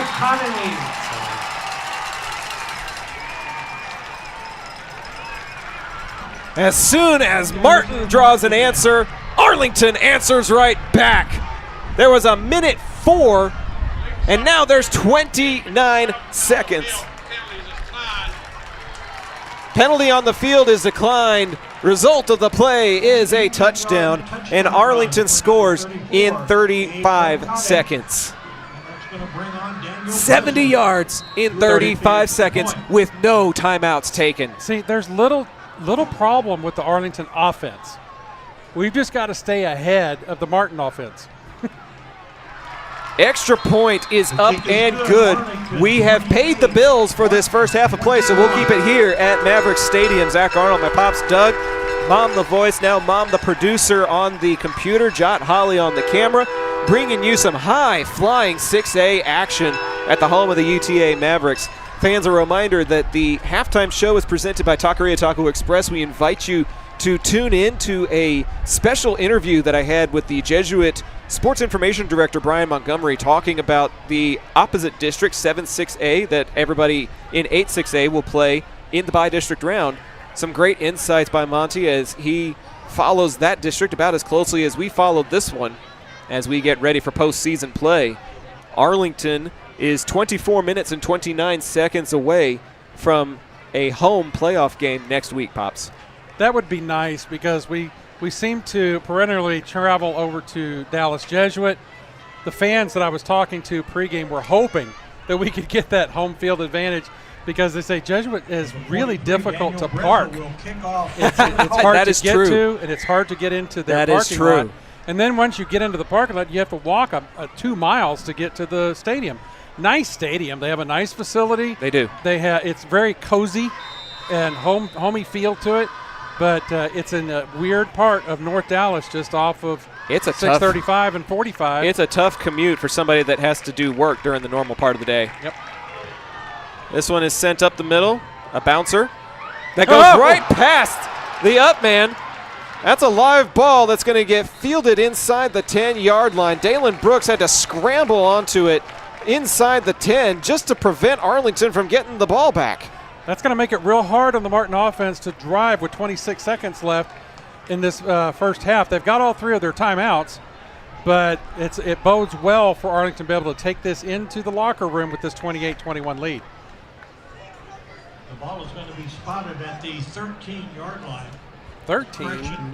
The 7-yard line. Okay, that's what I thought it was, yeah. Martin pinned deep here to start this drive.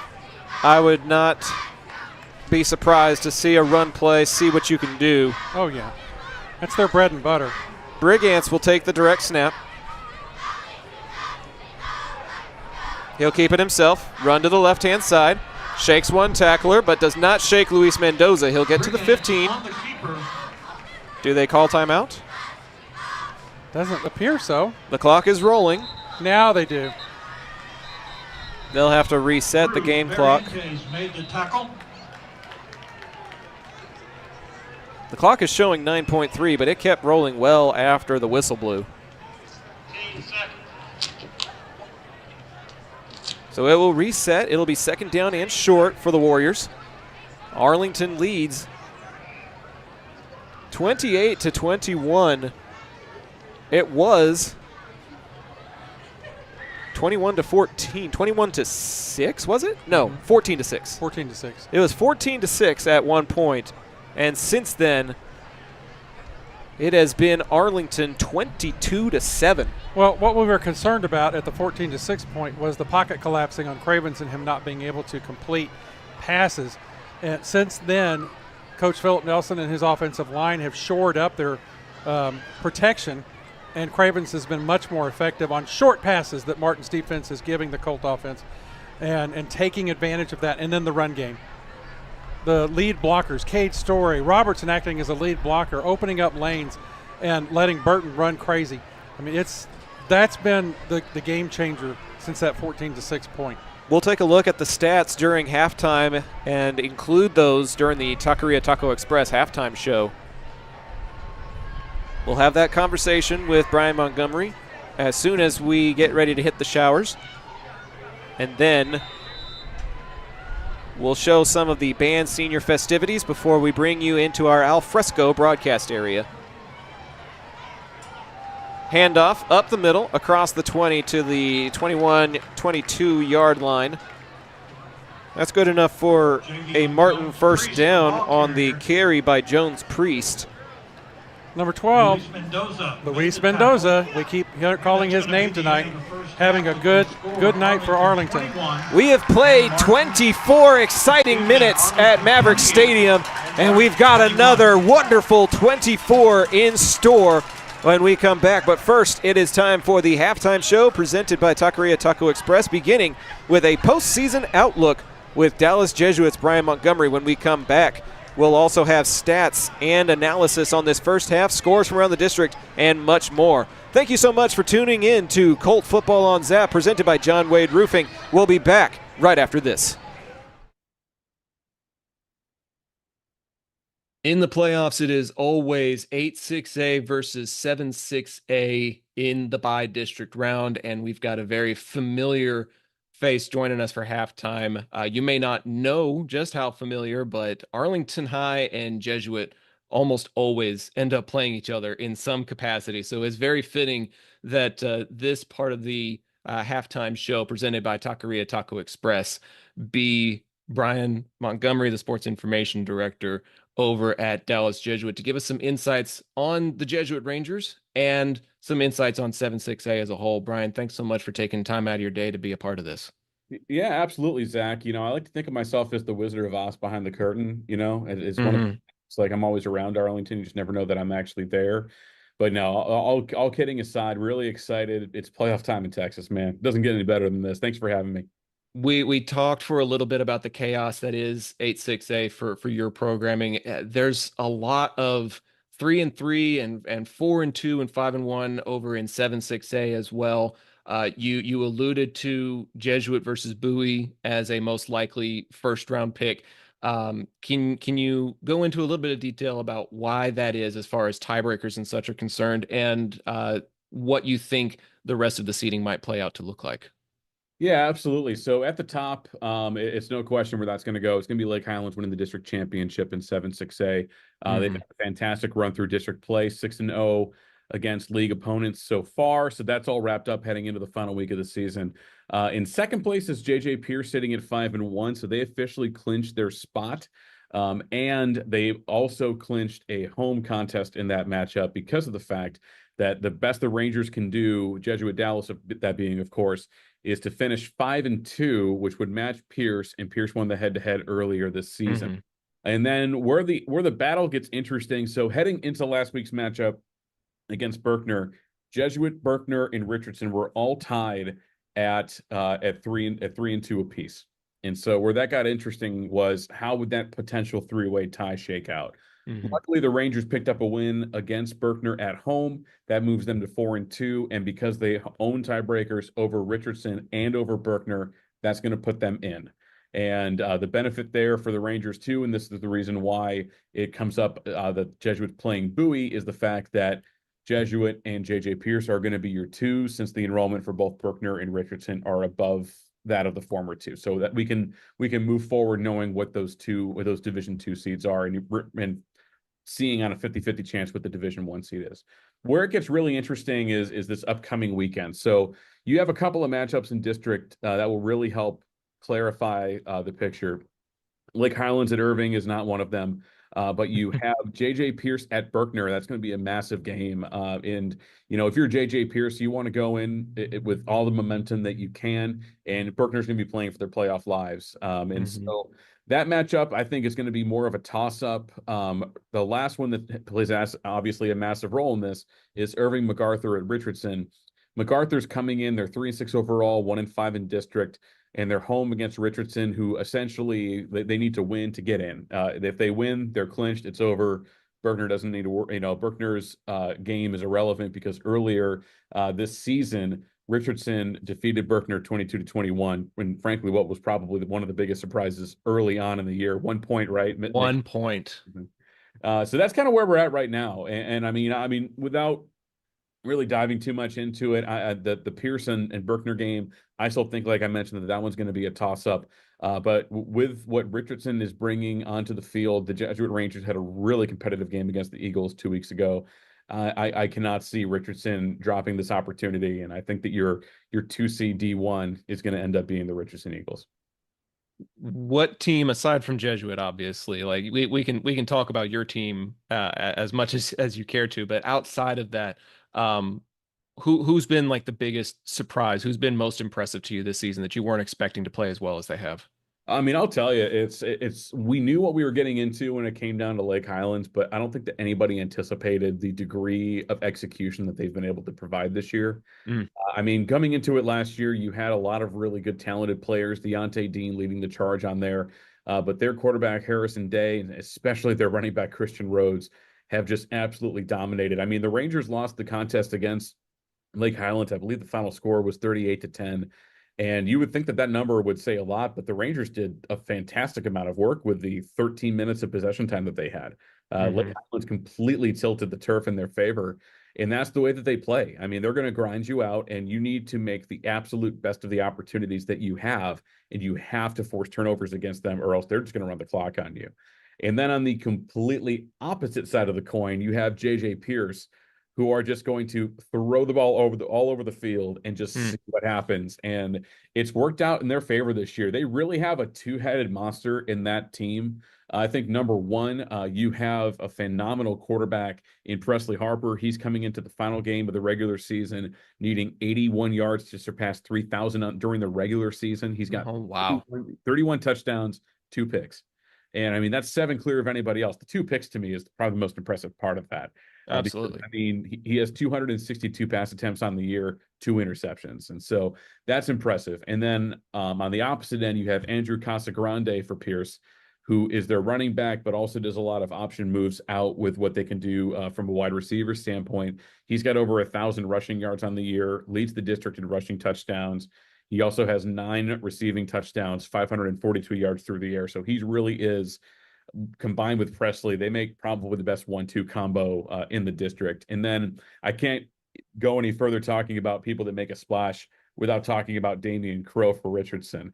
And, if Berkner doesn't make the postseason, I think that one thing they're going to look back at and be like, man, I can't believe that Damian Crow left Berkner and went to Richardson and heading to the postseason, because he transferred in the offseason from Berkner to Richardson. And now he leads the district, 45 receptions, 905 yards, 12 touchdowns, 21 yards a catch.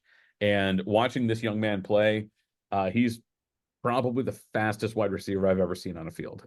Just unbelievable speed. And whoever matches up against Richardson is going to have to at least double him, if not essentially double him with a spy safety in the back, just to make sure that they don't get past him, because he's that good and he's that fast.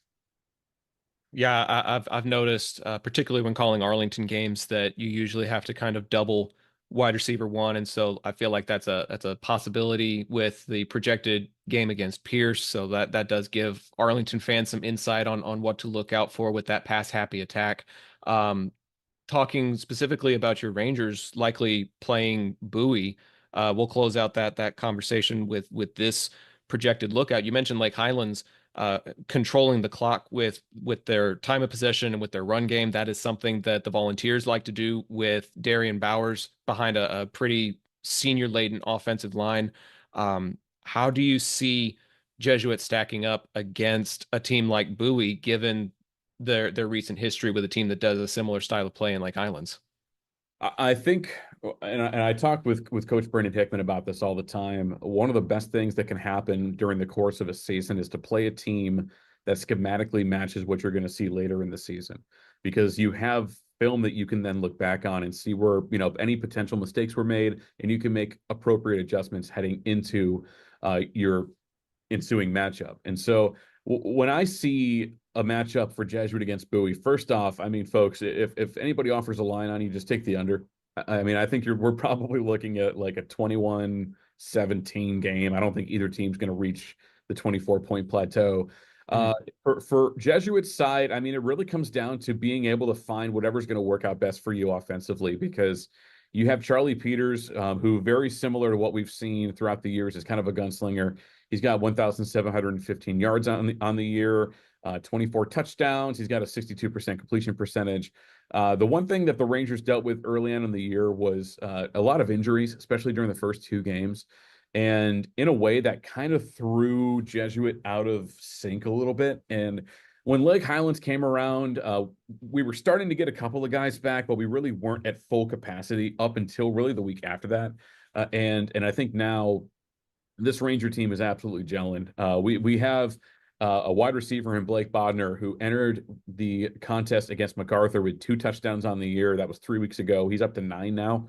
And so he scored 7 receiving touchdowns in the last 3 games, a lot of them short yardage completions. You have a running attack that is obviously led by, I mean, right now, and I say obviously, it's led by our quarterback and Charlie Peters. But then you also have Henry Beret and Shane Parker, who have both made a major impact. And then, you really have just a lot of opportunity with this team to just see what can happen. And I think even defensively, the Rangers did a really good job of moving one of their primary sparks on the defensive side. His name is Cade Gill. Last year wore number 3. He's back this year again. The Rangers moved him from linebacker to defensive line against MacArthur. And ever since then, he's been racking up upwards of 10 tackles per game, kind of going back to a home location for him. So it'll be really interesting, because I think when you look at this matchup against Bowie, the thing that sticks out to me the most is, okay, what will dictate the pace? Will Jesuit be able to keep Bowie off the field, force 3 and outs, keep the damage contained outside of the red zone, and then will they in return be able to possess? Because the worst thing you can do against a possession team is give them the ball back. It doesn't matter if you score a touchdown, you still don't want to give that ball back. So I'll be interested to see how that happens. I think that Bowie is ranked where they're ranked for a reason. They're an incredibly talented team. And just as somebody who, just enjoys to watch high school football, this is as good as it gets. I can't wait to see the Volunteers and Rangers go at it as we head into the playoffs. The familiarity between Jesuit and Arlington Bowie looks like it's on track to continue. We'll continue to give everybody updates on what the scores are looking like in 8-6A. This recording is happening on a Wednesday. Football is happening on Thursday. So there's still a lot of 8-6A left to play out. We don't know what the final seeds will be until all those games go final. So we'll keep you apprised of that throughout the course of the broadcast and the weekend. But one way or another, there will be somebody facing off against the Jesuit Rangers, most likely the Bowie Volunteers. So, Brian, looking forward to shaking your hand in the not too distant future. Thanks so much for your time today, though. Yeah. Thanks again. Hope you have a great rest of your call. Hope you enjoy a little bit of a break during the halftime show, and we'll see you in a week. The rest of the Taqueria Taco Express halftime show will be coming up shortly. Thanks for being a part of Zach Arnold Productions. We'll see you all in just a minute.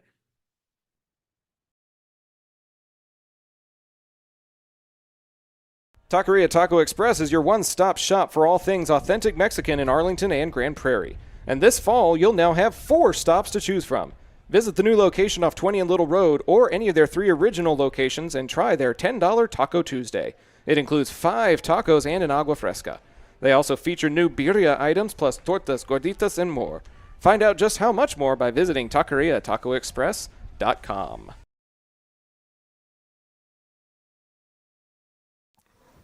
Let's shift gears for just a couple of minutes and do some fun questions now. We've been doing this in-depth look at how this offense looks, how this defense looks, but I've seen some fun questions going around on the internet, going up and asking coaches these different types of questions. Thought it might be fun. Who would you say on the coaching staff would survive a Survivor-style reality show? Chris Reel. That did not take long. He is top 10 in the country in CrossFit games for ages 40 and up. He competes across the country in the national competitions. And so, yeah, without a hesitation, he's in the weight room 2 hours a day. He looks like a Greek god, so Chris Reel. Who would you say is the best bowler? This can apply to players, and then we'll do one for coaching staff. But the Booster Club just had a great event for the football team. Who had the best bowling score? Well, the best bowling score was Philip Nelson with a 162. Probably the best bowler is Colby Hensley. He is kind of a natural 150 up on the board of the guys that I played with and was around. Now, there may be somebody that claims it. Now last year's competition, I was the best bowler. But obviously that was a freak night because I was not the best bowler the other night at our bowling tournament. But Colby Hensley's the best that I saw. There were a couple of parents on the far right-hand lanes that I saw were going over the 200 mark. They were not parents. They were hired professional bowlers. There you go. So Rick and his wife, wherever you are out there from Plano, thank you for coming to our bowling tournament. But, yeah, those were not parents, They were hired assassins is what they were. Assassins. Just to pause for a second, though, the Booster Club's been doing a lot for this program, and that bowling event is one of the biggest fundraisers that they do for the whole team. Second year that they've been able to do it, and I think over 100-plus people showed out to that night. Their involvement and support of this team has been fantastic, hasn't it? Oh, we're really blessed. I think that the Arlington Colt Football Booster Club is one of the best in the state of Texas, and that just comes from amazing people who love their children, but also love our Colt football players and our program. Lisa Craven's our Booster Club president, and she is a rock star.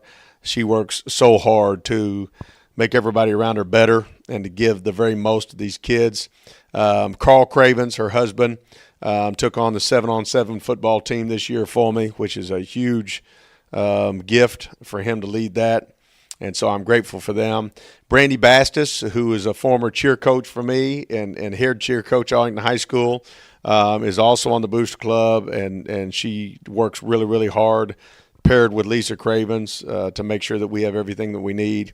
Mary Frances Nelson and Karen Story and Jessica Barrientes and, Miss Haynes. There's a lot of people. Ms. Taylor putting in a lot of work to make things great for our kids. And so I'm very grateful for that group. Going back to some of the fun questions, obviously the Sons of the White and Green are never changing, but if we were, hypothetically, what kind of an alternate jersey color scheme would you try to introduce to Arlington High? Yeah, so when I was going after the Seguin Cougar job at the time, it was create your own colors, create your own logos and all that stuff. And so when I did, I remember kind of going with the Buffalo Bills color scheme. Okay. The blue and the red to me is amazing. I think that they're the best uniforms that are out there as far as the colors. And then I kind of went with before they were the Cougars, I was kind of going with the Bulls. And it was like the Houston Texans' new logo at the time, but my own kind of touch to it. Okay. So if we were not the green and white, I probably would have gone, with the blue and red concept with some type of bulls or something like that. I will tell you that my dad, when he opened Lamar High School back in 1970, actually got to be a part of those decisions. Oh, wow. Which was cool. And so the navy and gold that came out from Lamar High School. My dad had his imprint on that, and so that's a really cool thing. But for you and me, 1907 was the first football game played at Arlington High School. Right. 1922 was the first actual football season where they played multiple games.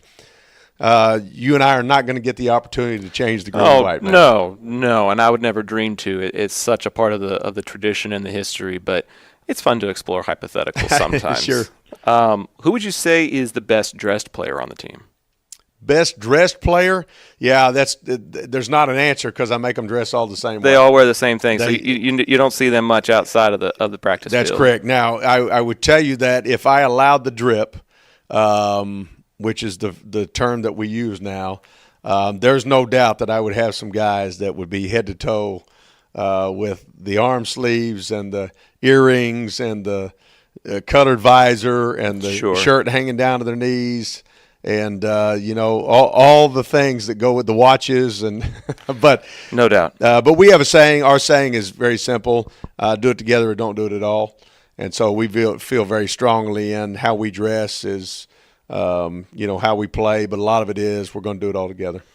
Now we do have like postseason banquets and things like that. Did anybody's drip from last season's banquet stand out to you? Yeah, I don't watch enough. I don't pay attention enough, so I don't have an answer for you. I found out recently that there is actually a create your own team option on the new college football video game that just came out, and every high school in Arlington ISD has a create your own team created. Have you heard of any of the players playing as Arlington in that new game? I've heard the several of our players involved with that, and so I know they're having a good time with that now, man.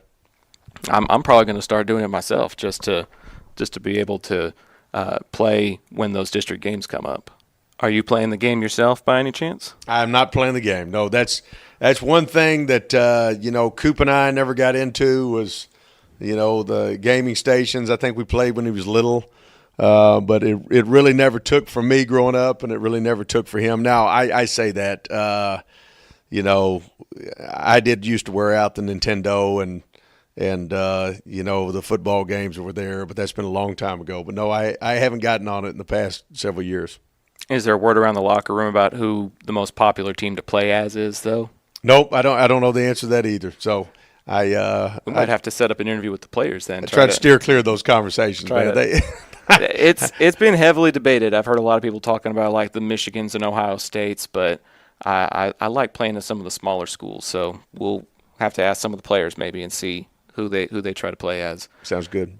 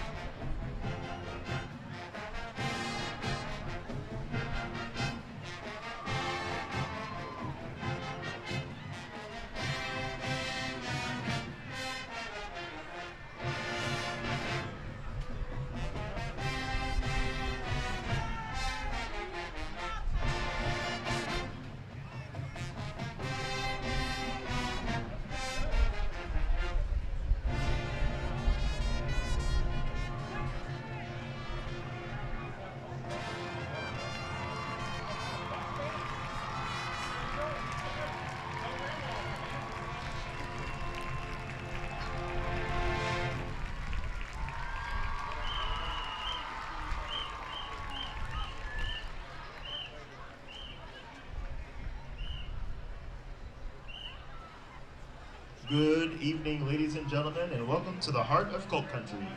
This evening, we will introduce to you the hardest working students at Arlington High School, the Colt Marching Band and Drill Team Seniors. Through the years, these students have been asked to wear many hats, and tonight, these students have chosen their own hat to wear to celebrate the end of this chapter in their life. Our first senior is Jeremiah Adams. Jeremiah is a trombone section leader, 3-year member of the All-Region Band, All-Region Jazz Band, and All-City Band. He's a 2-year member of the Area Band and Area Jazz Band. He plans to attend UT for trombone performance. Next is Gabby Alvarez.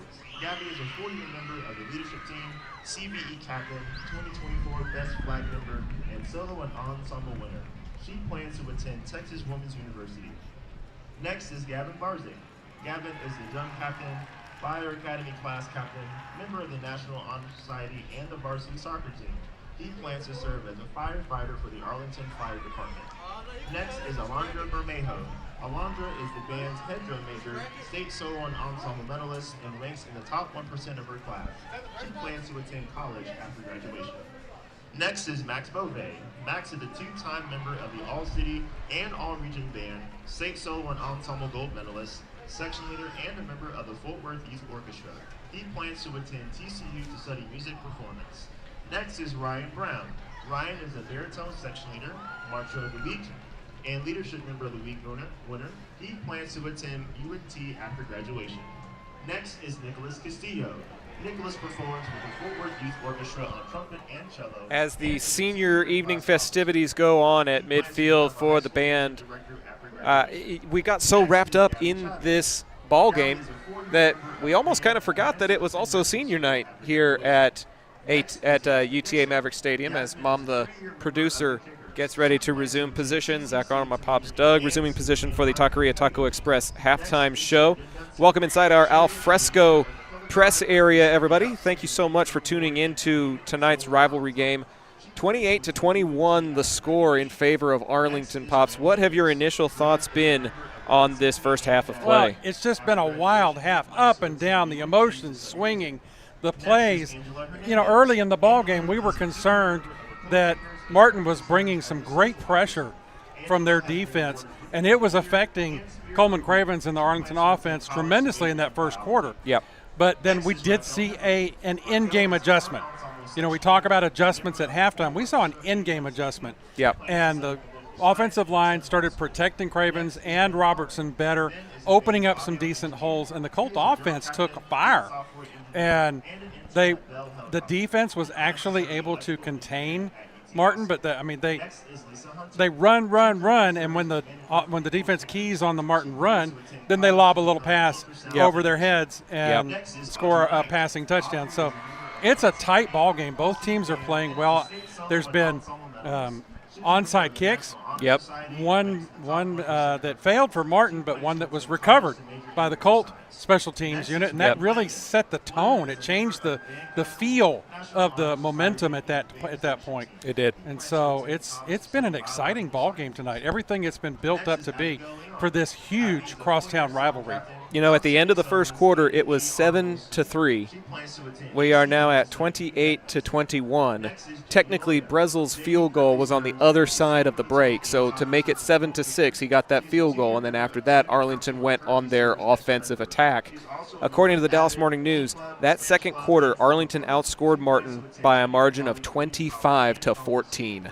Wow. And I'll have to double check, but I believe that is the most points that the Colts have scored in one quarter of play all season. So they are hitting their stride at the right time, but they need to keep it up for another 24 minutes of play.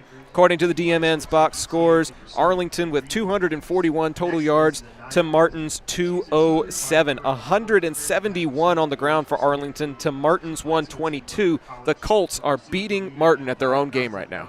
Yeah, and that's part of what Arlington's answer in their offensive scheme has been. In order to counter the Martin pressure from their defense, Arlington was opening up some short yardage passes to the outside.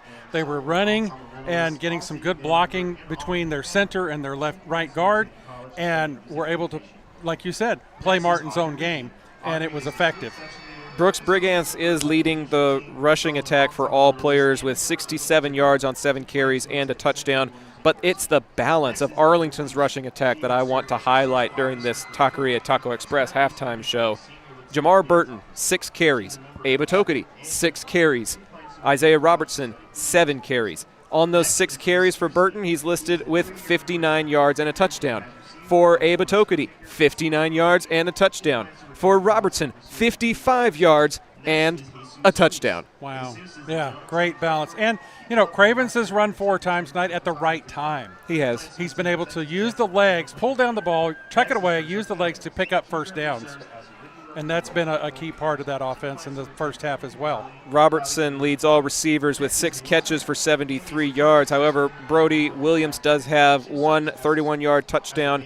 Dalen Cobb has a touchdown reception as well. So Martin is actually doing better in the passing game with 2 touchdown passes. Arlington has yet to get a passing touchdown, but Cravens has not made any mistakes either. He's 10 of 14, no touchdowns, but also no picks. So right. Arlington is doing good at the turnover margin, getting that onside kick that bounced off of a Martin player. Technically, it's a live ball. Technically, it's a turnover, yada, yada. But right now, Arlington is playing clean ball for the most part. A few penalties at the beginning of the game that stalled a couple of drives, but it didn't hurt them. They were able to come all the way back and not only storm all the way back, but also take the lead going into halftime. Yeah, that's been what's been most important is they made those mistakes, but they cleaned them up also. And, there was one kind of errant pass by Cravens that was tipped up in the air, and there was a tip drill, but, the favor fell in Arlington's side, and they didn't get it picked off. And so I'll be interested to see what the strategy is out of halftime by both teams. Martin has come back onto the field. Arlington is waiting after we conclude the halftime festivities for the seniors. It's the senior band night seniors. here. The band senior. I was in the band, so kind of nostalgic for me to hear the old Sons of the White and Green after the senior night festivities. And so it's just we're going to have to just buckle up and be ready for this second half. You said it early in the first half. We were looking at a high-scoring game, and sure enough, it's just been back and forth. And Martin will come out with the ball first in this second half of play. Arlington coming out of the tunnel. Pops, what are some scores from around the area as we get ready to go into this second half of play? Okay. So across town at Wildman, in Grand Prairie at this Grover Warrior Bowl, Bowie, who is the district champion at this point, is up at half over South Grand Prairie 21-14. Sam Houston is at Haltom tonight, and it's Haltom 21, Sam 0 at the half. Grand Prairie is at Cravens Field tonight playing Lamar, and it's Lamar 28, Grand Prairie 7. Senior night for Lamar as well. Senior night for Lamar. Now, we're also keeping an eye on District 7 6A, which will be one of the teams from that district that will play in the first round of the playoffs. So Nimitz and Jesuit will play tomorrow night. Going on tonight, Highland Park is playing Irving Tigers. Lake Highlands, not Highland Park. Lake Highlands is up 34-22 over Irving.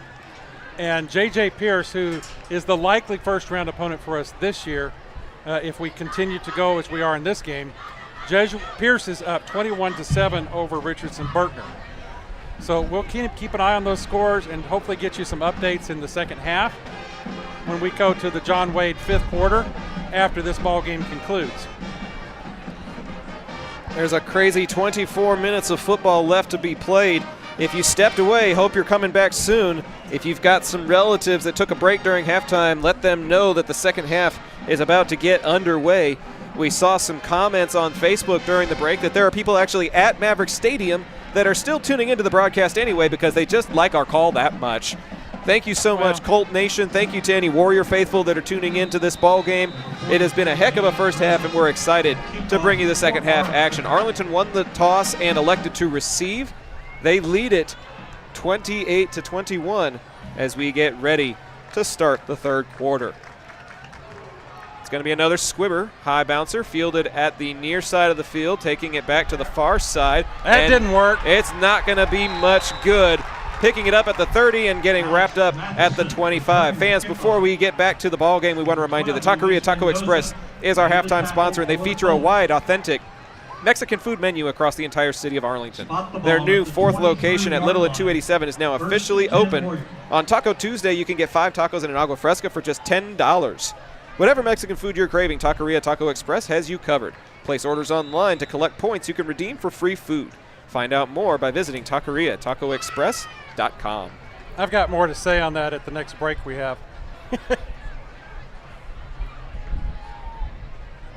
This is a handoff. Jones Priest will take it for about 9.5, 10 yards on the sweeping motion. Looked like Squires might have kept it on the zone read, but he gave it And it's a quick 10-yard pickup for the Warriors. At the 32-yard line. Taqueria Taco Express just opened up their newest location at 287 in Little Road, and I attended the grand opening and got me a 20-pack of tacos, and I've been eating on those things all week. Amazing. Got me an agua fresca that day. Man, it was great food. Ask for Mike or Omar as this carry is going to get into the open field. Big carry by Jones Priest as he flips the field to the Arlington 30-yard line. Omar and Mike are the owners of Taqueria Taco Express, and they take good care of Zap customers. Tell them Zach the Voice sent you. Yeah, that breakaway run was finally saved by number 9, Troy McDaniel, on that play, or Martin would have been making a house call already. Squires back there with Jones Priest. In the near slot is Brigance. Squires takes it, hands it off. Jones Priest to the right-hand side, got a crease, and wrapped up after a pickup of about 8. Finally brought down by number 13, Turner, for the Colts. It's a 6-yard gain to the 25-yard line. Let's call it the 24-yard line. Sam Wayne in the comments section, Second down and 2. appreciating our broadcast. Thanks so much for the love. We're hoping that this is just the beginning of some big-time progress happening here at Zach Arnold Productions. Second down and 2 early in the third quarter. Martin trying to tie this game up. Brigance in motion. Squires will hand it off to Jones Priest. He'll take it to the near side. Got a hole. To the 10, it's first and goal. Finally wrapped up and ridden out of bounds by Caleb Olabode, number 4 for the Colts. They're going to give him the 11-yard line, actually. A flag is down at the 20. Maybe a hole? Yep. That would explain why he was able to get as far as he did. Well, back Martin up 10 yards on that holding call. Reminds me of John Nelson and Arlington Telecable back in the day. John Nelson is an example which I strive to follow. A local legend unlike any other broadcaster in the Arlington area. And he and I talk fairly regularly to discuss records and stats and playoff scenarios. He has a weekly interview that he does with head coach Scott Peach that can be found on the AHS Booster Club Facebook page. Much love to Mr. Nelson. He was actually on one of our broadcasts for one of the Martin games a year or two ago, and we hope to have him back at some point. Squires back to pass on this down and distance. Looking deep and too deep for Brigance inside the 5. Overthrows him to force a third down and 12. Pops, could this be a time that a Martin penalty stalls one of their drives? Well, we'll have to see on this third and long play now. They've got to go third, about 13 yards here. Brings up third down and 12. Good defense on that play by Deion Mays for the Colts. But that pass was pretty much uncatchable. So we'll see what Martin coaching staff dials up here for third and 13 in their opening drive here in the second half of this great ball game. The rain is coming down fairly steadily. Might affect passing situations. Squires takes the snap, looks to the right-hand side, going for the loft on that corner, and it is intercepted!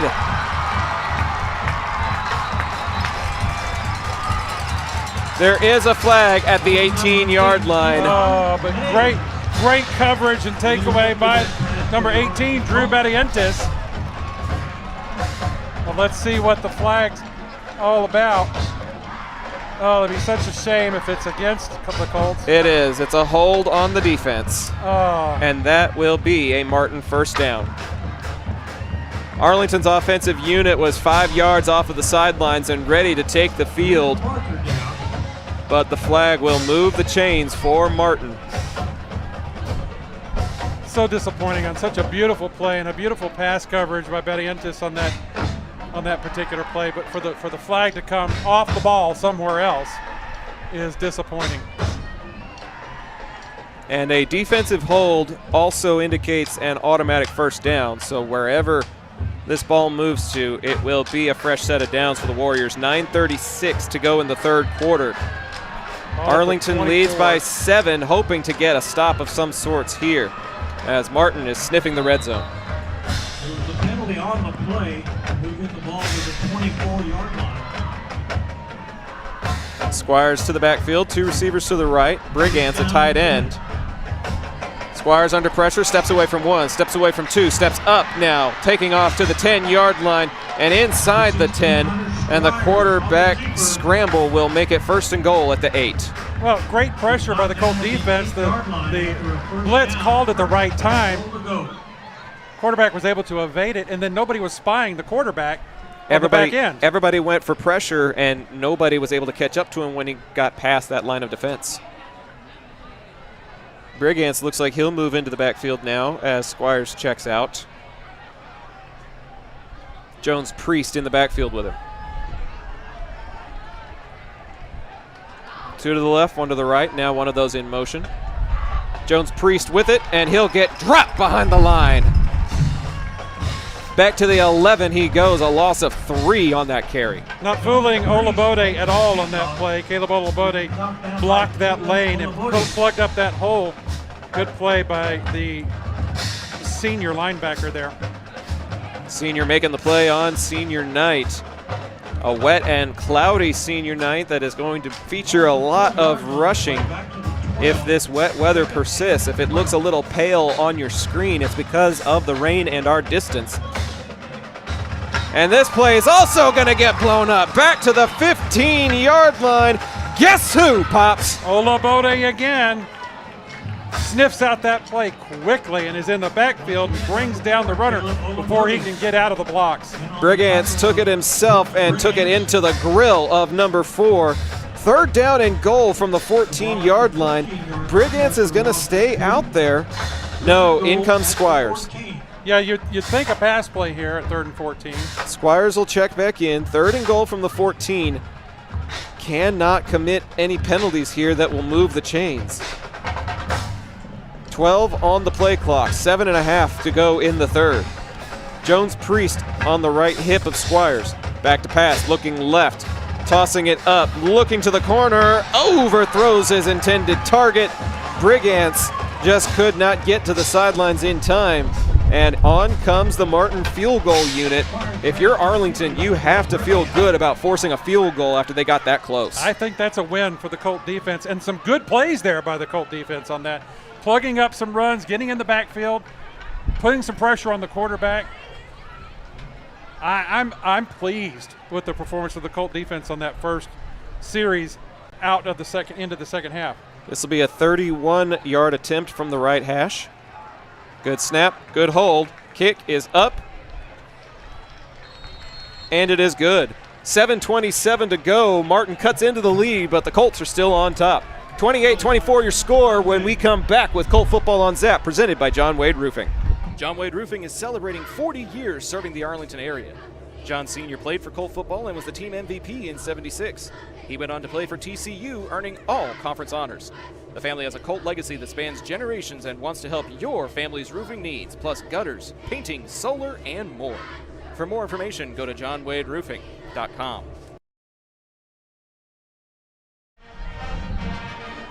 Your new score, 28-24 in favor of Arlington. The Colts will get the ball back. Arlington's first drive of the ball game resulted in a field goal. Martin's first drive of the second half results in a field goal, and the scoring continues, Pops. Yeah, I'm excited to see the answer the Colt offense has. They have really been on a roll there at the end of the first half. Martin marches the field, but the Colt defense is able to shut him down and keep him out of the end zone. 2 tackles for loss and an incompletion. That was a big sequence inside the 10-yard line. They've got Robertson back deep for the Colts to receive this. We'll see if they actually kick it. We'll see which kicker it is. They've got 2 out there. 7 of the 11 Colt special teams on the line. Here it comes. Here comes the onside, and Arlington falls on it at midfield. Great job by the hands team. 18, Drew Barrientes makes the recovery, and Arlington with great field position to start their first possession of quarter number 3. Zach Arnold Productions also brings you Colt Baseball. And it's fun to see our dual sport players making some plays. Drew Barrientos, a member of the Colt baseball team, his dad, a coach. Already looking forward to baseball season. We're already making plans for what the baseball season's going to look like. I'm already thinking about that tournament, the Central Texas tournament. Head coach Brian Womack. I saw Brian Womack at the store the other day picking up some ant bait for his field. Burton moves to the backfield. He'll take the handoff, got a couple of blockers, and he'll move it into plus territory to about the 45-yard line.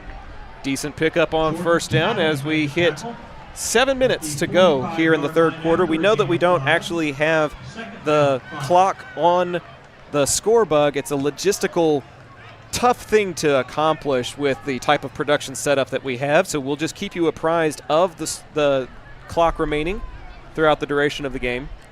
Zach, the number 12, Eli Johnson, who's been very active for the Martin defense, made the tackle and got up a little gimpy. We'll see what happens there as Robertson assumes the Maverick formation. He'll put Donaldson in motion. He'll run to that left-hand side, cut back to the middle, and will find nothing.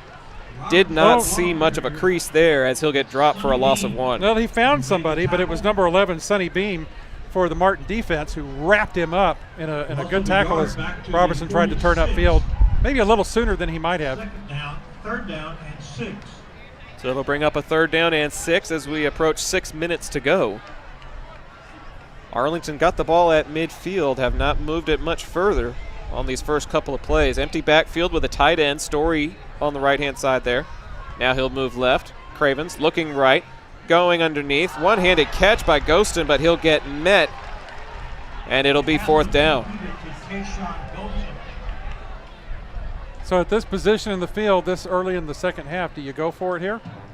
Atokady is coming out from the sidelines. Cravens is staying out there. Looks like it. Ethan Alvarez is standing by. He is the Colt punter, but he has not seen any action yet. The defense is being told to put their helmets on. Arlington is going for it. Clock is rolling, 5.5 to go in the third. Big 4th down and 7 just across midfield. Trips to the left. Ghostin by himself. Looking left is Cravens. Got a pocket. Got a man. That's a 1st down. Isaiah Robertson on the curl, and the Colts move the chains. Good play by Robertson on that play. Brought down by the young man who made the play before that, Eli Johnson. Johnson seems to be shaking off that tweak he had at his last play. We don't ever like to see anybody get hurt, so glad to see Johnson playing effectively. That trips formation moves to the right-hand side now. Robertson by himself to the left. Cravens looking right, throwing right. He's got Jamar Burton. He gets away from one tackler, sort of. Refusing to go down as his forward progress is finally ruled stopped. On his ankles there was number 34 for the Warriors, Demarius Hoy, listed as a running back. Stopped Arlington's running back there, but not before a pickup of 7 or 8. Yeah, Hoy did not give up on that play. He held on and he held on and would not let Burton step out of that tackle until his teammates could arrive and lock it down. They're giving Burton 9 on that catch. Arlington inside the 30. Atokady will get it. No, it's Cravens on the keep. Inside the 20. Coleman Cravens on the zone read makes it 1st and goal from the 10. Chased out of bounds by Jordan Talley for the Warriors, but not before we get inside the 10-yard line. Except there is a little bit of laundry on the field. Well, that's why Cravens got around that corner. It's a face mask on the defense. Oh, my. So not only is the run going to stand, it'll be a half the distance to the goal. Cravens ran out at the 10. The Colts have it at the 5. They can be 5 yards away from a 2-possession ball game now. Fortune falls the Colts' way this time. I'm so glad I was wrong on that call. As the referees sort out where they need to be marking this penalty for face mask on. The run should stand. He ran out at the 10. Arlington should get it at the 5. Yeah, nobody touched Cravens, so the face mask must have been in the trenches down there somewhere. Well, it was a zone read. Maybe they went after a player who didn't even have the football. Right. But you're right. That's going to take the ball all the way down to the 5-yard line. 1st and 10 for Arlington. Martin got 3 on their opening possession. Colts looking to punch it home here in their first possession of the second half. Burton and Robertson, the two to the left. Donaldson and Ghostin, the two to the right. Story as a tight end. Empty backfield for Coleman Cravens. Now he'll move Donaldson. Cravens with the keep. He's got a crease to the goal line. Lost the ball. No signal yet. Yeah, there it is. There's the signal. And there's the Colt touchdown. He seemed to lose the handle on the ball, but he had crossed the goal line before he lost the ball. A moment of bated breath as we waited to see what the result would be. It is a Coleman Cravens rushing touchdown, and Arlington is up by 10. Cravens will be the holder for Daniel Brezel. Extra point up and good. Your new score with 4:01 to go in the third. Arlington 35, Martin 24. We'll be back with more Colt football on Zap right after this. Pecan Park Dental is proud to support local high school sports. If you're losing sleep because your husband sounds like a freight train at night, it's time to check for sleep apnea. Dr. Stephanie Bangs and her team offer solutions to help everyone in the family rest easy, especially before game day. Come to Pecan Park Dental, where even snorers can find peace, and so can you.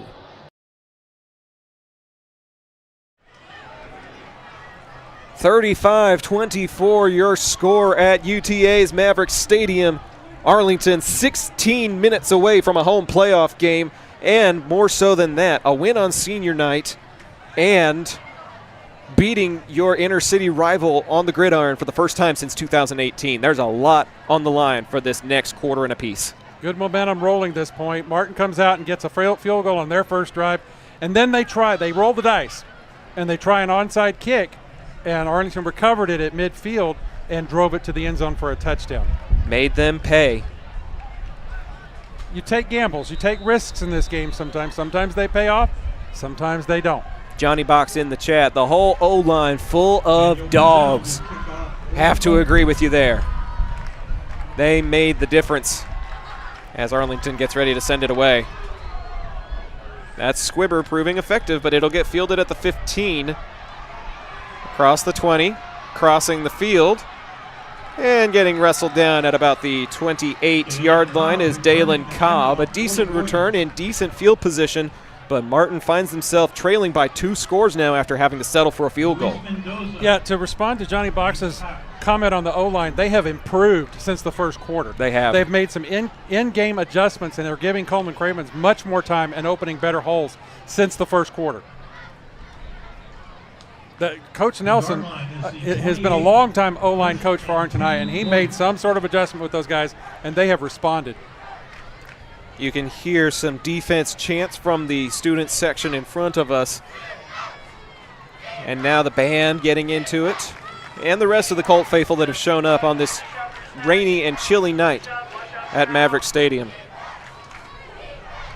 This is Brigance with the direct snap. Cobb in motion. Play action. Now Brigance to throw, and he'll go over the top of his intended target. His man came up gimpy and couldn't catch up to it. 88 Jimmy Steele might have pulled a hammy there. That's the same play design, though, that got the touchdown earlier in the ball game, that drew everybody in and then just dumped it right over into the flat, and that time it didn't work. While they tend to him, we'll take a short break and be back with more Colt football on Zap presented by, he's actually being helped off of the field. We'll keep it right here. Yeah, he's already off, so that's a good sign. It's good to see that he's hobbling off under his own power. He's still injured, and he's going to have a tough time the rest of the ball game, but it's not a debilitating enough injury to need a cart or an ambulance, so that's good. Brigance with his first passing attempt this evening. It will fall incomplete. But they feel like they stand a better chance of moving the offense with him in the backfield there. He'll be joined by number 2, Tranton Miles, as the new play call comes in from the sidelines. It's a double running back set now. Handoff to the corner. And maybe a gain of a couple. He fell on his backside and lost the ball after being tackled. But that'll be a marginal pickup for Tranton Miles, and he'll bring up 3rd down and long. Pops, is this 2-down territory if they don't get it? No, it's too early for that. You're trailing by 2 possessions in a rivalry game. If you give Arlington the ball back and they score, that puts it away. You're too deep in your own zone. I don't think it's that. I don't think it's that point of that in this point of the ball game. Not just yet, but I could be wrong. We'll have to wait and see. Third down. I'm not the head coach. Let's take care of third down first. 2 receivers to the left, 1 to the right. Brigance looking left, passing left, got a man, and that will be first down yardage. The point is moot. Trenton Miles will move the sticks with 3 minutes to go here in the third quarter. Put some moves on the Colt defense, and finally Dion Mays was able to track him down for the tackle. 15 yards for the Warriors on that one. Brings up 1st and 10 near midfield. One town to the east, the district champ Bowie Volunteers lead South Grand Prairie by a score of 35-21. Jet sweep motion, Brigance in trouble, and he'll get not wrapped up. Shakes away from one tackle, but still cannot get back to the original line of scrimmage. Good job converging on the ball by the Colt defense. There looked to be some difficulty in a handoff between Trenton Miles and Brigance on that play. Brigance ended up keeping it. And there is some penalty markers around midfield. Well, the way that play was stringing out to the right side and the confusion in the handoff, there may have been some holding by the Martin offense. Or by the Colt defense trying to stop a receiver from getting downfield. That's what the Zebras are conferring about at the 43-yard line, closer to Martin's sidelines than our vantage point. We're making good use of our binocs and monocs here tonight, Pops. We're a good 60, 65 rows back from the track that surrounds Maverick Stadium, let alone the football field. They finally come up with a decision here.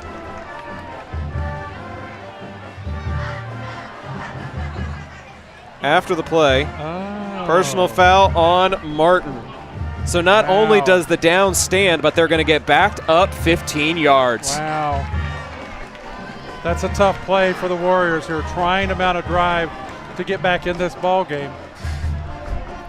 So it goes from 2nd and 13 to 2nd and more than a 1/4 of the football field. 2nd and a whole bunch. What play do you dig out of your playbook? You got to eat this elephant one bite at a time. You're only 2nd down. You got to pick up a couple of short yardage plays here to get back to decent yardage. And the original line of scrimmage is the 47. Right. You need the Colt 43 for a first down.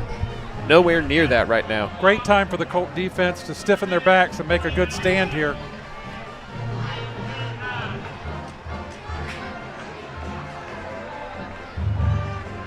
They will bring Squires back in so that Brigance can run routes. It'll be a 4-receiver set, 3 to Squires' left.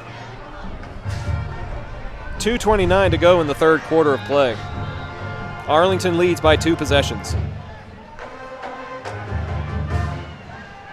Wide receiver screen to the near side. Just trying to get some of that yardage back.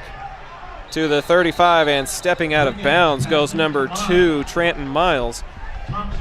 He'll pick up a few yards, but it'll bring up 3rd and forever. Finally wrestled out by number 33, A.J. Payne there, the sophomore linebacker for the Colts. This is a young secondary, a young defense for the Arlington Colts. But they're making plays, and Martin shooting themselves in the foot a little bit with that 15-yard penalty. So it's now 3rd down and about 20. There are 1, 2, 3, 4, 5 Arlington defenders hovering near midfield. I don't think I've ever seen cover 5 before. Coach Colby Hensley looking for a way to dial up a prevent defense here. 4-receiver set, 3 to the open side. They're going to go short. Brigance with it. He'll shake one tackler back to the original line of scrimmage, and it's much more makeable now as he gets to midfield. Missed tackle, just didn't wrap him up, allowed him to get yards after the catch there. Picking up that many yards, I think it's safe to assume Martin's going to go for it. 1:46 to go in the third after a pickup of 16 for Brigance. Brigance out there as a receiver now. Bringing back number 16 Squires to handle the call. 15 on the play clock as the call comes in. 4th and about, what do they need here, 6? 6 or 7. Squires looking left. Got a pocket, throws across the middle. Incomplete. No flags. It's a turnover on downs. Excellent, excellent. Trenton Miles. The incompletion will turn the ball over. 142. We're live. 142 to go. Arlington will get it back. There you go. 30. Thank you. Arlington coming back on the field to take over after the 4th down turnover on downs.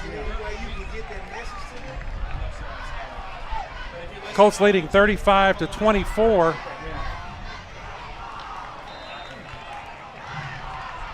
Coleman Cravens out there with the Tokedy in his right pocket. Robertson in motion. Cravens back to pass. Goes across the middle. Ghostin holds it in. He's going to go to the touchdown to the house. Cravens to Ghostin. Colt touchdown. And that may be the nail in the coffin. Run, run, run. Throw it over their heads. Does that sound familiar?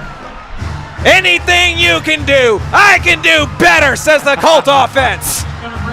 Strike up the band, Colts of the Sons of the White and Green. As come out for the traditional 1 point after touchdown kick. Brezel, the kick is up. It is good. Your new score from Maverick Stadium. Colts, we have a palindrome on the scoreboard. 4-2-2-4. Colts 42, Martin 24. Hi everybody, Paul Lovato from Jambo's Barbecue at the historic Arlington Steakhouse here on Division Street. You know we have the best barbecue in Arlington, but did you know we cater special events? From wings for your tailgate party, to smoked prime rib for your wedding reception, and everything in between. We've got you covered. Call us today. Peace, love, barbecue, and football. The Revamped Football League features former college players and lifelong Madden players alike who seek friendly and organized online competition. Whether you play Dynasty, Ultimate Team, or simple Play Now, enjoy College Football 25 in new and exciting ways with the RFL. Find their Discord group or learn more at revampedfootballleague.com.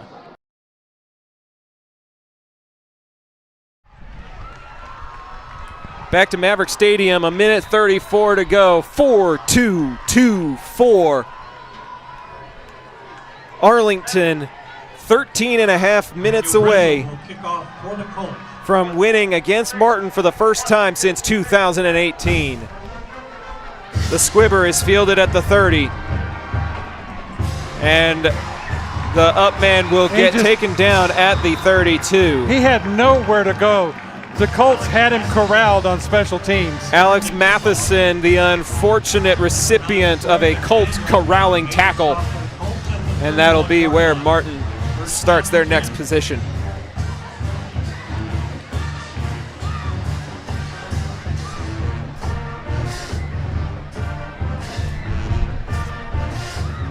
Martin comes out on the field.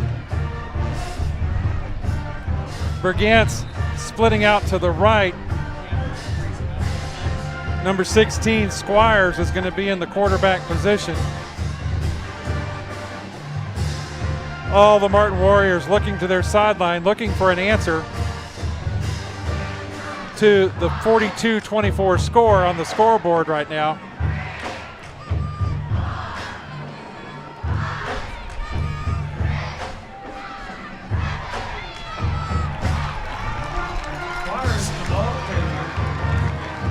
Yeah, Squires tried to take it up the middle, and he was met by number 22, Deacon Lewis for Arlington, and he lost yardage on that play. Martin, the offense, playing behind the sticks already this drive. Lost 4 yards on that play, Zach.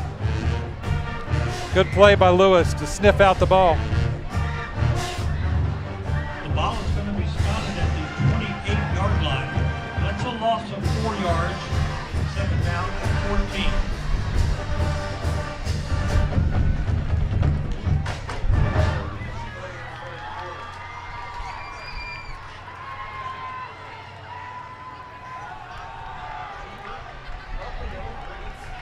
Brigance on the keeper. There are markers down.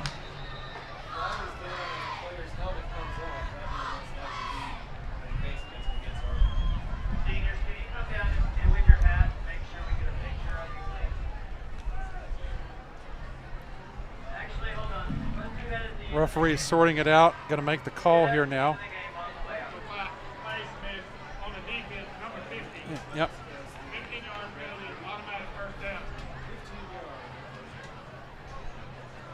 That's going to move the ball pretty close to midfield for the Warriors offense. They had him trapped at the line of scrimmage for no gain.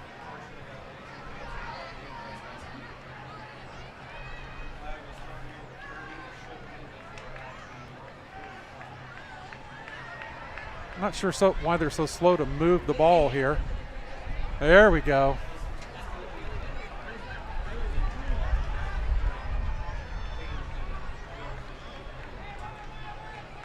The penalty moves the ball to the 46-yard line. First down and 10 Warriors.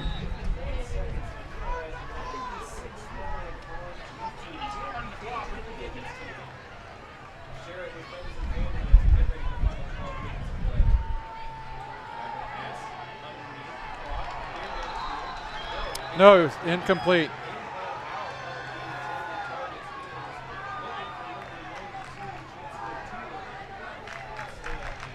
The pass was intended from Brigance to Teeler. The police is going to bring up second down. And He wasn't going to get any yards after catch on that play, but the ball went right through his hands. Colt defense had him wrapped up. We could hear each other, but the folks at home couldn't hear me. Uh-oh. I got bit by the mute bug. Sorry, everybody. 38 seconds to go.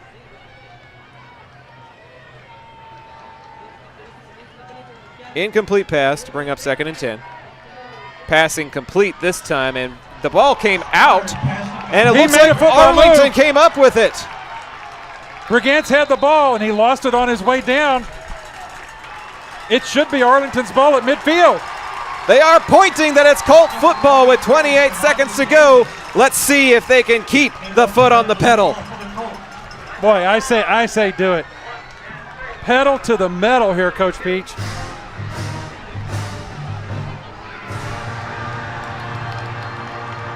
Brigance, one of their top players on the Martin team, lost the ball as he was being tackled, and the Arlington defense picked it up, and they've got the ball first and 10 at midfield. The ball just into the nose, just a ball's length into the Martin side of the field. Craven's back there with a Tokety. Handoff it's a reverse to Robertson. And he's lucky to get back to midfield after that. Those plays aren't working tonight. That's the third time that play has not worked. Jesse Ford ran him out of bounds. Martin is not biting the bait on that one.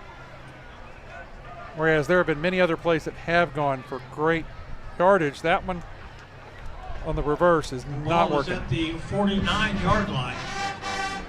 So we continue with Craven's in the backfield. This time Burton is in his left hip pocket. Snap to Burton. The short toss to Burton. He cuts field, heads up field, gets to the 40, brought down at about the 36-yard line. That's good enough for a first down, and unless Arlington wants to run another play, it's the final play of the third quarter. Here comes Coach Peach, and here come the final 12 minutes from Maverick Stadium. We'll be back with more Colt football on Zap, presented by John Wade Roofing right after this. Are you a small business owner looking for reliable insurance coverage? Or perhaps you're navigating the complexities of Medicare? Look no further. Chapman Cornelius Insurance Services is a family-owned independent insurance agency with over 50 years of experience specializing in tailored insurance solutions for small businesses and their owners. Whether you need property, liability, commercial, auto, or even life and health insurance, their knowledgeable agents can help you feel secure in selecting the insurance you need. Call April or Jason at 817-265-3346 or visit chapman-cornelius.com. Taqueria Taco Express is your one-stop shop for all things authentic Mexican in Arlington and Grand Prairie. And this fall, you'll now have 4 stops to choose from. Visit the new location off 20 and Little Road or any of their 3 original locations and try their $10 Taco Tuesday. It includes 5 tacos and an agua fresca. They also feature new birria items plus tortas, gorditas, and more. Find out just how much more by visiting TaqueriaTacoExpress.com.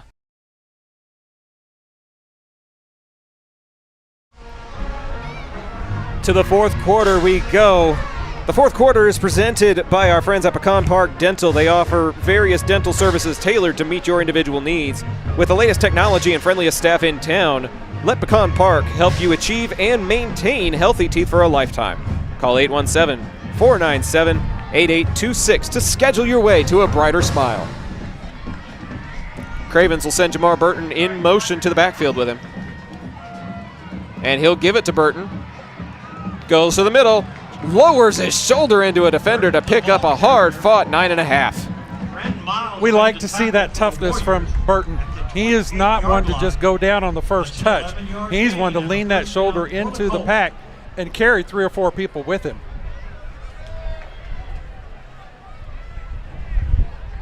Arlington inside the 30-yard line. Looking for more points, already up 42-24.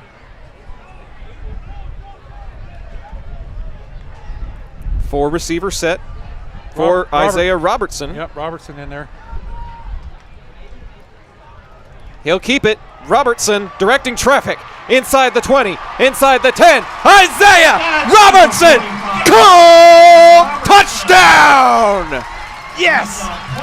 Pound those nails into the coffin, Robertson. Arlington is leaving, no doubt, here in this second half. Who deserves to be in the playoffs and who does not? How sweet it is to watch on Zap Network the Arlington Colts driving for a win here. It's not over, but it's looking good. Brezel coming on for another extra point attempt. Wonder how long before we see his backup come in for extra points. Low snap, but a good hold. A wobbly kick is true. 49-24, 11-13 to go in the fourth. We'll be right back with more Colt football on Zap, presented by John Wade Roofing. John Wade Roofing has been serving the Arlington area since 1982, but the Wade legacy runs much deeper in the city of Arlington. A pioneer family that has had roots going back decades, John Wade and Company saw relatives attend the Cooper Street Arlington High campus and has had members play in Colt athletics for decades, and they're looking forward to serving this community for decades to come.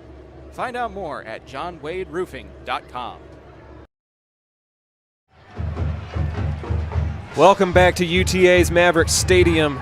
A homecoming of sorts for the Arlington Colts, who called this place their home for several years, and a homecoming of sorts for us as well, Pops. We talked about it in the first half. The very first game that was ever broadcast on our network, all the way back on a little platform called Mixler, was here at Maverick Stadium against Dallas Jesuit.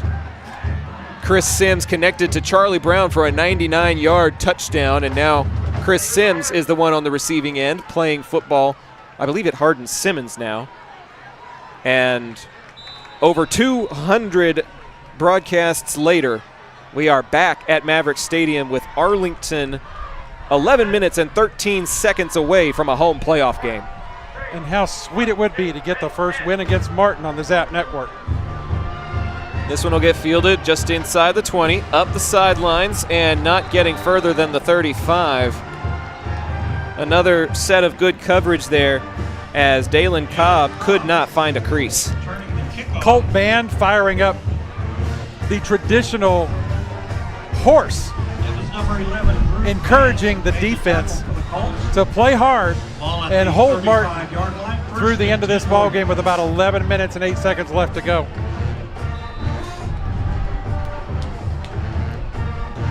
This will be Squires coming out to quarterback the Martin offense. You know, one of the things you look for in a situation like this is a team that has to press too hard to try and climb back into it. Let's see if some of the Colt defense can grab some balls away. Squires back to pass. Over the middle, caught at midfield, shaking away and not escaping the tackle. Brody Williams with the completion into plus territory. not able to escape Dion Mays' grip, though. It's a 17-yard gain and a first down. It is a pickup of about 17, though, and the Warriors do move the chains, but they have a lot of ground to cover. We're up to 93 live on YouTube. Can we hit triple digits? We've still got 10 more minutes of playing time. Squires back to pass. Can't find anybody, and he'll get dropped at midfield. A coverage sack if there ever was one. Yep, Squires' pocket finally collapsed on him, and number 22, Deacon Lewis, dropped him. The line of scrimmage. Like you said, good coverage downfield by the Colts secondary. Clock continues to roll as we hit 10 minutes. Hands on hips are the Martin Warriors looking to the sideline, hoping their coaches have some answer. This is not history that you want to make if you are the Martin senior class. Squires with the completion over the middle, deep post behind the defense and in for the touchdown. Tranton Miles with the Martin score, and the Warriors will not go away. Credit where credit is due. Good route run there by Miles. Good throw by the quarterback, Squires, and a great, beautiful-looking play by the Warrior offense. With the amount of time left in the ball game, you can anticipate they're doing a onside kick after this, though, would be my best guess. Extra point contested, but true. Your new score, 9:54 to go. Arlington 49, Martin 31. There is a flag down. I think the Colts special teams unit had a player that forgot to hit the field. It is declined. And he was off sides at the kick. 49-31. We'll be back with more Colt football on Zap, presented by John Wade Roofing right after this. Taquería Taco Express es la taquería oficial de Zach Arnold Productions. Extraordinaria y auténtica comida mexicana, aquí encontrarás el mejor menú para el paladar más exigente. Puedes visitarlos en una de sus 3 sucursales ubicadas en Arlington y en Green Prairie. No te pierdas de su grandioso especial todos los martes, Taco Tuesday, de 5 tacos y un agua fresca por solo $10. Para encontrarnos o hacer un pedido, visítalos a su página web taqueriatacoexpress.com.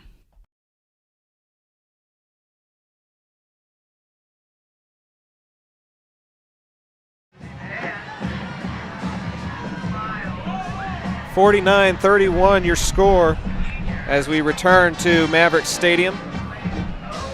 Martin most assuredly going to attempt an onside here from the 40.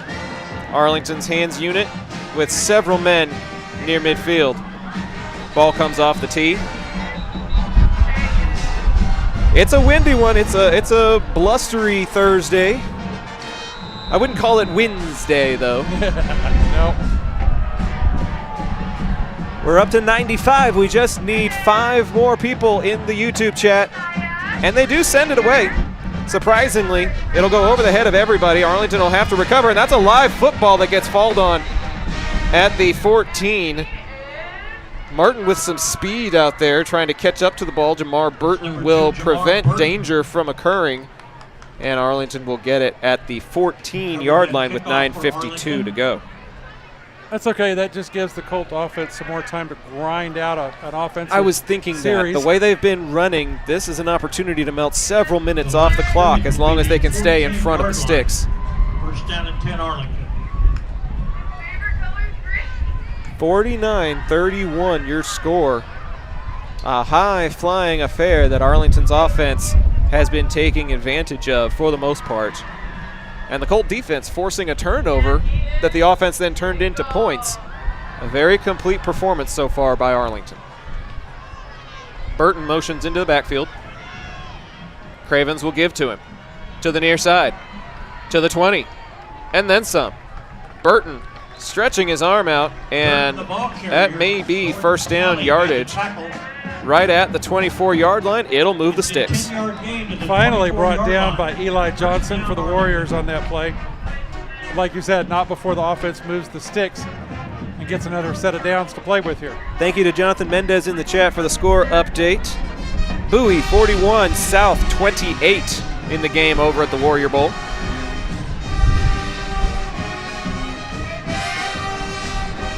4-receiver set as Burton motions into the backfield again. Burton gets it again, finds a hole, gets to the near side, cuts back to the middle, gets to the 40, bounces off a defender, and refuses to go down. Forward progress stops at the 42 after 4 men in white jerseys finally stop him, but that moves the sticks again. Yeah, the man he bounced off of was number 2, Trenton Miles. Miles bounced off him and then eventually was in on the tackle. But again, not before Burton is able to find a seam up that left side and pick up another first down. You start at the 14, and a couple of plays later, you're across the 40. It's been that kind of night for Arlington's rushing attack. Robertson in the wild Maverick formation now. See if Burton motions back there with him. I've seen Donaldson motion in the backfield too. It is Burton on the motion. It is Robertson on the keeper. Cuts to the near sideline. Stay in bounds, young man. And the stutter step and the fall down at midfield keeps the clock rolling. Good heads-up play by the senior. Good presence of mind there just to take the dive on that one and keep the clock going. He picked up a good amount of yards on the play and stayed in bounds. Smart play for the young man who's going to that next level at SMU. A do-it-all-for-you player, taking direct snaps, catching passes, taking punt returns, and kickoff returns. It's going to be fun compiling the stats on this game as we head into what apparently seems to be a playoff appearance for the Colts. Ball resting right at midfield. Cravens will keep it on the zone read. A great decision by the junior, and he'll slide down with first down yardage. Number 1, Coleman Cravens on the Atokity got blew up at the backfield at midfield. Cravens pulled it out from his breadbasket and moves the chains again. Again, great presence of mind, great decision making by the Colt offensive leaders here. Ball moves into Martin territory. Clock continues to roll. The next snap will probably take place around the 7-minute mark. 45 seems to be going in again at the wild Maverick position.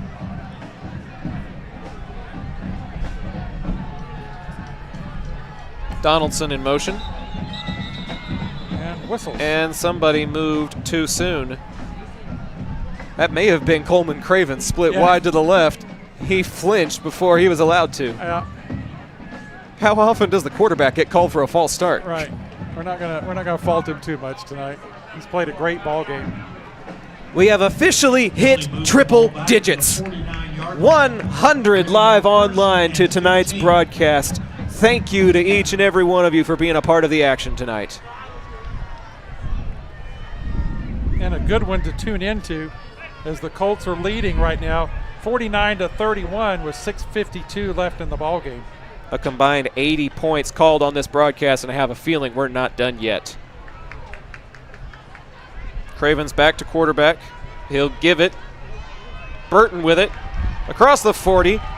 And who needs penalty yardage when you've got a player that'll pick up 14 on a single carry? Great job by number 2. He was brought down at the 35. Would it be too corny to say he's got a great Burton of speed? 14-yard gain. Well, it runs in the family. Burst of speed, yeah. Jamar, the younger brother of Draylon Burton, both of them got to play at the varsity level together last year. And now it's the Jamar show as he and Abe Atokity and Isaiah Robertson combining for what should be close to 300 rushing yards on the night. Cravens on the quarterback keeper inside the 30 and will finally fall down at about the 25-yard line. Another first down, and Arlington marching it down Martin's throat all the way from the 14 near the red zone. It's a 10-yard gain to the 20-yard Like I said, line. good time to get a long drive and melt a lot of the clock. Coming up on 5.5 to go, as Arlington got it with close to 9 minutes left, did they not? Yes. 9 and some change. And we're now at 5 and some change. Almost half of what was left of the clock is gone now. Burton to the backfield. Burton the handoff, and he'll get stopped for minimal gain, maybe a loss of 1 on the play. Yeah, good tackle there by Vakauta, number 66. I think Vakauta is on the Arlington roster, Pops. Oh, well, okay. So I get a Brandon Munoz. I get a 11. Hey, I had a mulligan like that I in the got a first. mulligan on that one. I had a mulligan in the first half. That's yours for the second half. Number 66, Brandon Munoz with the tackle. Arlington very content to take their time back to the line of scrimmage. 10 on the play clock. Robertson to the Maverick formation. He'll keep it. Probably should have handed it off as he gets dropped back behind the 30-yard line. Jesse Ford in on the tackle as we come up on 4 minutes to go in the ball game.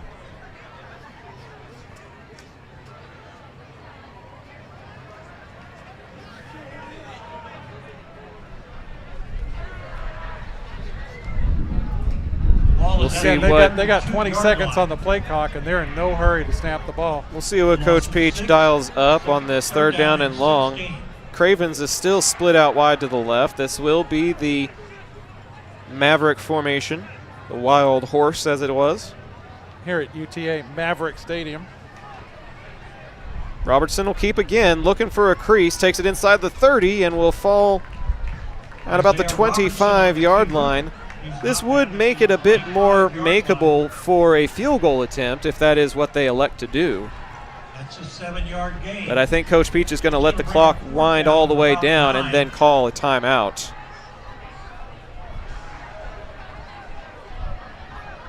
Yeah, 3:25 left in the ball game. 20 seconds on the play clock. 20 on the play clock.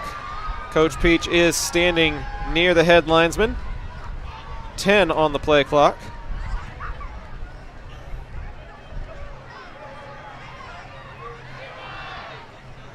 And here is his timeout. 3:05 to go in the game. We'll be back with the final 3 minutes here on Zap. Thanks to Pecan Park Dental for supporting tonight's game. For busy families looking to improve their smiles, Dr. Stephanie Bangs offers clear aligners, a convenient, discreet way to straighten teeth without brackets and wires. Perfect for students, parents, and anyone who wants a beautiful smile with minimal fuss. Visit Pecan Park Dental in Arlington and make the clear choice for your family's dental health. Hey Arlington residents, are you tired of rising insurance rates? Then it's time to make the switch to Chapman Cornelius Insurance Services, Inc. Since 1984, they've been your trusted local insurance experts offering competitive quotes for all your needs. Auto, homeowners, umbrella, renters, boats, and even classic cars. Why settle for less when you can get the best? Compare coverages today and see how much you can save. Call April or Jason at 817-265-3346. Chapman Cornelius, your local insurance partner since 1984.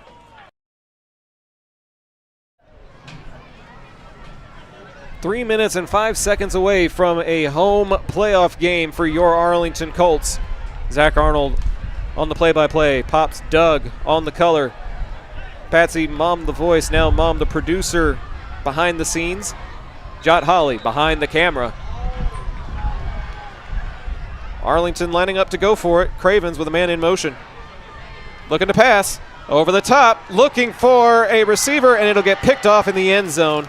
Cravens' first mistake of the evening, as the interception by Tranton Miles will give Martin the ball back. We'll take a short break and see what happens in the next 2:56 with more Colt football on Zap, presented by John Wade Roofing. Thanks so much for tuning in to tonight's game. Looking for the most unique gift for your student or athlete? Local Legends Figures has you covered. The custom 6-inch figures are designed with you and your legend in mind. They even immortalize yours truly with a custom, never-before-used model to create a Zach the Voice figure for my 30th birthday. Huge thanks to our friends at Local Legends Figures. See pricing and place orders at locallegendsfigures.com.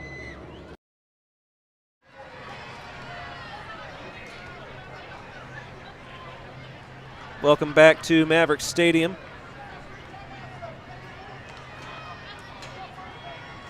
Martin ball at the 20-yard line, 2:56 to go. Swing pass on the underneath. Back to the original line of scrimmage and picking up maybe 5 before being escorted out of bounds is Brigance. Brigance probably the bright spot of Martin's offensive attack, making the most of his touches. And just like the Arlington offense was staying inbounds their last series, Brigance did a good job of getting to the sideline and stopping the clock. Warriors needing any second they can to. They've only got 2 minutes and 51 seconds of it left. 49-31. Arlington on top here as the seconds tick away. Another swing pass, this time to the opposite side of the field. It's caught, stutter step, first down yardage to the 35-yard line. Trying to get extra yardage was Trenton Miles, but he'll get to the 35. Enough to move the sticks. Finally brought down on that play by Olabode and Cunningham, but not before they were able to pick up the first down yardage there. It's a 7-yard gain to the 33. Clock continues to roll. First down and 10. No sense of urgency here by the Warriors. Clock is still rolling, and they're still looking to the sideline for a signal. 5 on the play clock. They're just now getting to the line of scrimmage. 3, 2, they do get it off. They're going to go underneath, and it is caught, but no yards after the catch this time. Arlington reading those swing passes as this catch by Jones-Priest goes for nothing. And who had the great open field tackle on that? Number 4, Caleb Olabode. Olabode. Clock rolls, and we officially hit 2 minutes remaining in this ball game. We are 2 minutes away from something that has not happened in almost 20 years. We'll talk about that on the postgame show presented by John Wade Roofing as soon as this game goes final. Zach, has Martin just essentially conceded? It feels like they have, Pops. There's no hurry-up offense. There's no scripted signals. It's a handoff. This is the proverbial white flag. Yeah, they're done. Stick a fork in them. Arlington came up with the football. No. That's number 4, Caleb Olabode. Who else but Olabode would get it to put the proverbial nail in the coffin? Stick around, folks. We've got 1:37 left before history. Hey, this is John Wade Jr., Colt Football 97, class of 98. And the next time you have a roofing issue, be sure and call Arlington's favorite roofer, John Wade Roofing. Look us up on the internet at johnwaderoofing.com. Fans, a reminder, the fifth quarter postgame show is presented by John Wade Roofing. And with the proverbial white flag raised, Martin will not be issuing any resistance to the Arlington kneel downs that should be imminent. 1:37 to go. The Colts lead by 18. Caleb Alvarez out to take the snaps. Ball is handed off to Arlington's number 21, Christian Moore. But it was just a simple run up the middle. It's great to see the backups. We apologize for the camera issues we've been having this second half, but we appreciate your patience as we bring you this final 1:20 of the ball game.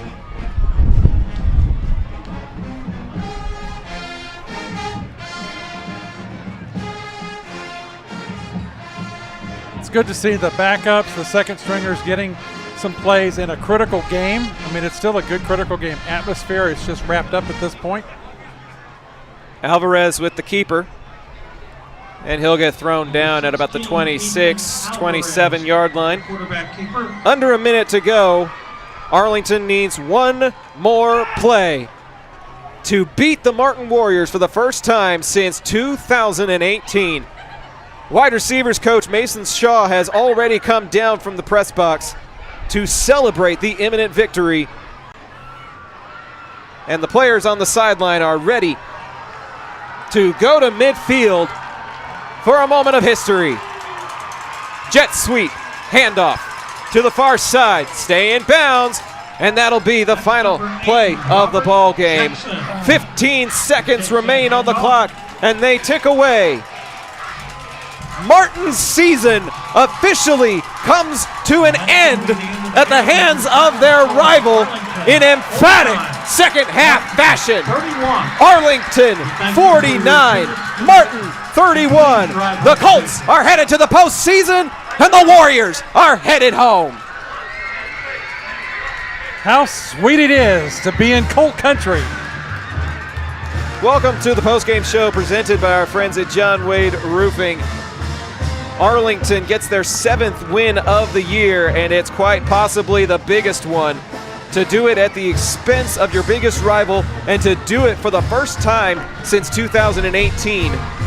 It's so many emotions taking over here as Arlington gets the 18-point win and secures a first-round home game in the postseason starting next week. So much fun, so much energy in the stadium tonight, even though it was wet and drippy and a little windy. The fans came out, the band is playing, the cheerleaders cheered, and you folks at home brought it over the goal line for the big win tonight. With over 100 views tonight, what did we end up with? 115 live, over 1,000 views to tonight's game. Easily a record-setting performance for Zach Arnold Productions, and it couldn't have happened on a more fun evening. Thank you all so much for inviting us onto your screens, into your homes, to be a part of a just fantastic night for football. Back and forth affair, but Arlington really took advantage in that second quarter, outscoring Martin 25-14, and then outscored them again in the third, 14-3. Those two quarters proved to be the biggest difference in this ball game. All of the stuff Martin was throwing at them in the first quarter did not affect these Colts for the final three. Yeah, it was a slow start out of the gates in the first quarter on both offense and defense, but then the Arlington adjustments, mid-game adjustments, mid-quarter adjustments were amazing tonight. Great kudos to the coaching staff and the boys for responding. I'm trying to pull up the stats from the Dallas Morning News as we try to look at this high-flying affair. Arlington with 478 total yards. Martin with 387. The Colts outgained the Warriors by nearly 100 yards. 306 yards on the ground for this Arlington offense. We talked about how they would need to beat Martin at their own game, and that is exactly what they did. We'll turn up the mic as you can hear the alma mater play for some very jubilant Arlington High faithful. Jamar Burton, 13 carries, 126 yards, almost 10 yards a carry and a touchdown. Robertson, 13 carries for 92, 7 yards a carry and 2 scores. Atokity, 6 carries for 59 yards and a score. Cravens, 8 carries for 53 yards and a score. As they cheer for the green and white here at UTA's Maverick Stadium. What an emphatic win for Arlington as they get ready for the postseason. Well, you know, history was playing against them in this ball game. Hadn't beat Martin in over a decade. 6 years. 6 years. Hadn't beat them at all. And to come into the night and for this game to be so critical for playoff contention and to have this strong performance on the ball field tonight really, really is a good way to segue into the postseason. All of the projections that we have seen suggest that the first round opponent will be J.J. Pierce based on how things are shaking out in 7-6A.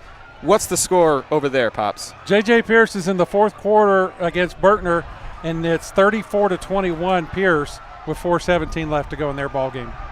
The last we heard, South Grand Prairie was trailing Bowie by a score of 48-28. That one is late in the ball game as well. How does the rest of the district look, Pops? Rest of the district tonight is looking, let's see, Haltom 42, the hapless Texans that we love so much, 8. Grand Prairie 7, Lamar 28 tonight. A couple other games in 7-6A. Dallas Jesuit is playing Irving Nimitz tomorrow night. Lake Highlands destroyed Irving 68-22. That was to be expected, and we'll try to provide the official bracket by Friday night, maybe Saturday at the latest if we can, so that you all have an idea of what to look for and what to expect.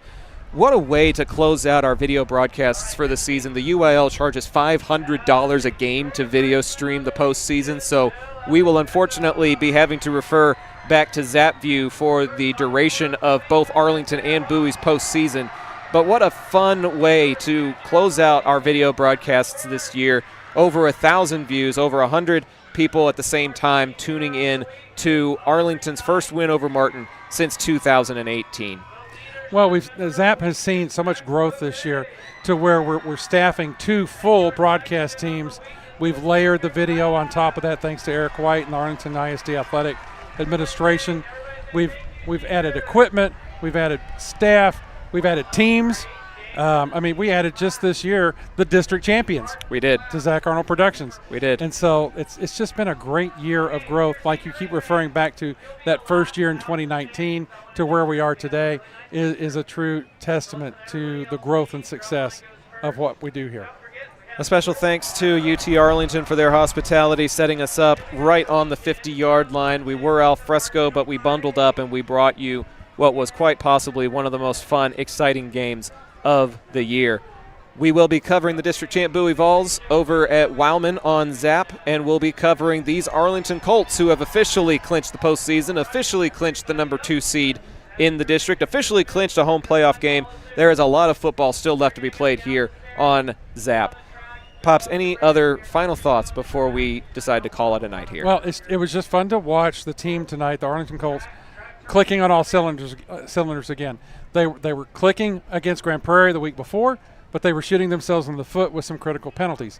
Tonight they had a few penalties in the first quarter, but by and large they were clicking on all 3 areas tonight. Special teams, to recover a Martin onside kick and set up the offense in great field position, that's a win for the special teams. So all 3 phases of the game were in sync tonight, and that's a really good sign heading into the playoffs no matter who we face. You win 2 big ball games. Your offense is on fire. You've scored a minimum of 49 points in the last 3 ball games. Your defense does enough to shut down your biggest rival and pick up the victory. It's also senior night. There's a lot of seniors on this roster. I was about to try to read them off, but there's just entirely too many. Congratulations to the senior class for this winning season, for this great district record, for making the postseason for the 17th time in the last 18 years. And, Pops, I'm going to close with this fun fact. This is the first time since 2005 that Arlington is in the postseason and Martin is not. That's a pretty big deal. Yep. And we'll be covering these postseason-bound Arlington Colts and the Bowie Vols starting next season. The UIL playoffs, season number 2, starts next week. That's right. Thank you to everyone who tuned in to a part of this broadcast. Thank you to Mom the Voice producing tonight's game, for Jot Holly being on the camera. He'll be back behind the microphone for one of those postseason games. I'm looking forward to season 2.0 if this is how we're closing out the regular season. Thank you to everyone who supported local business and local broadcasts by tuning in tonight. We look forward to seeing you all next week, but until then, a reminder, how sweet it is to be in Colt Country. Good night, everyone.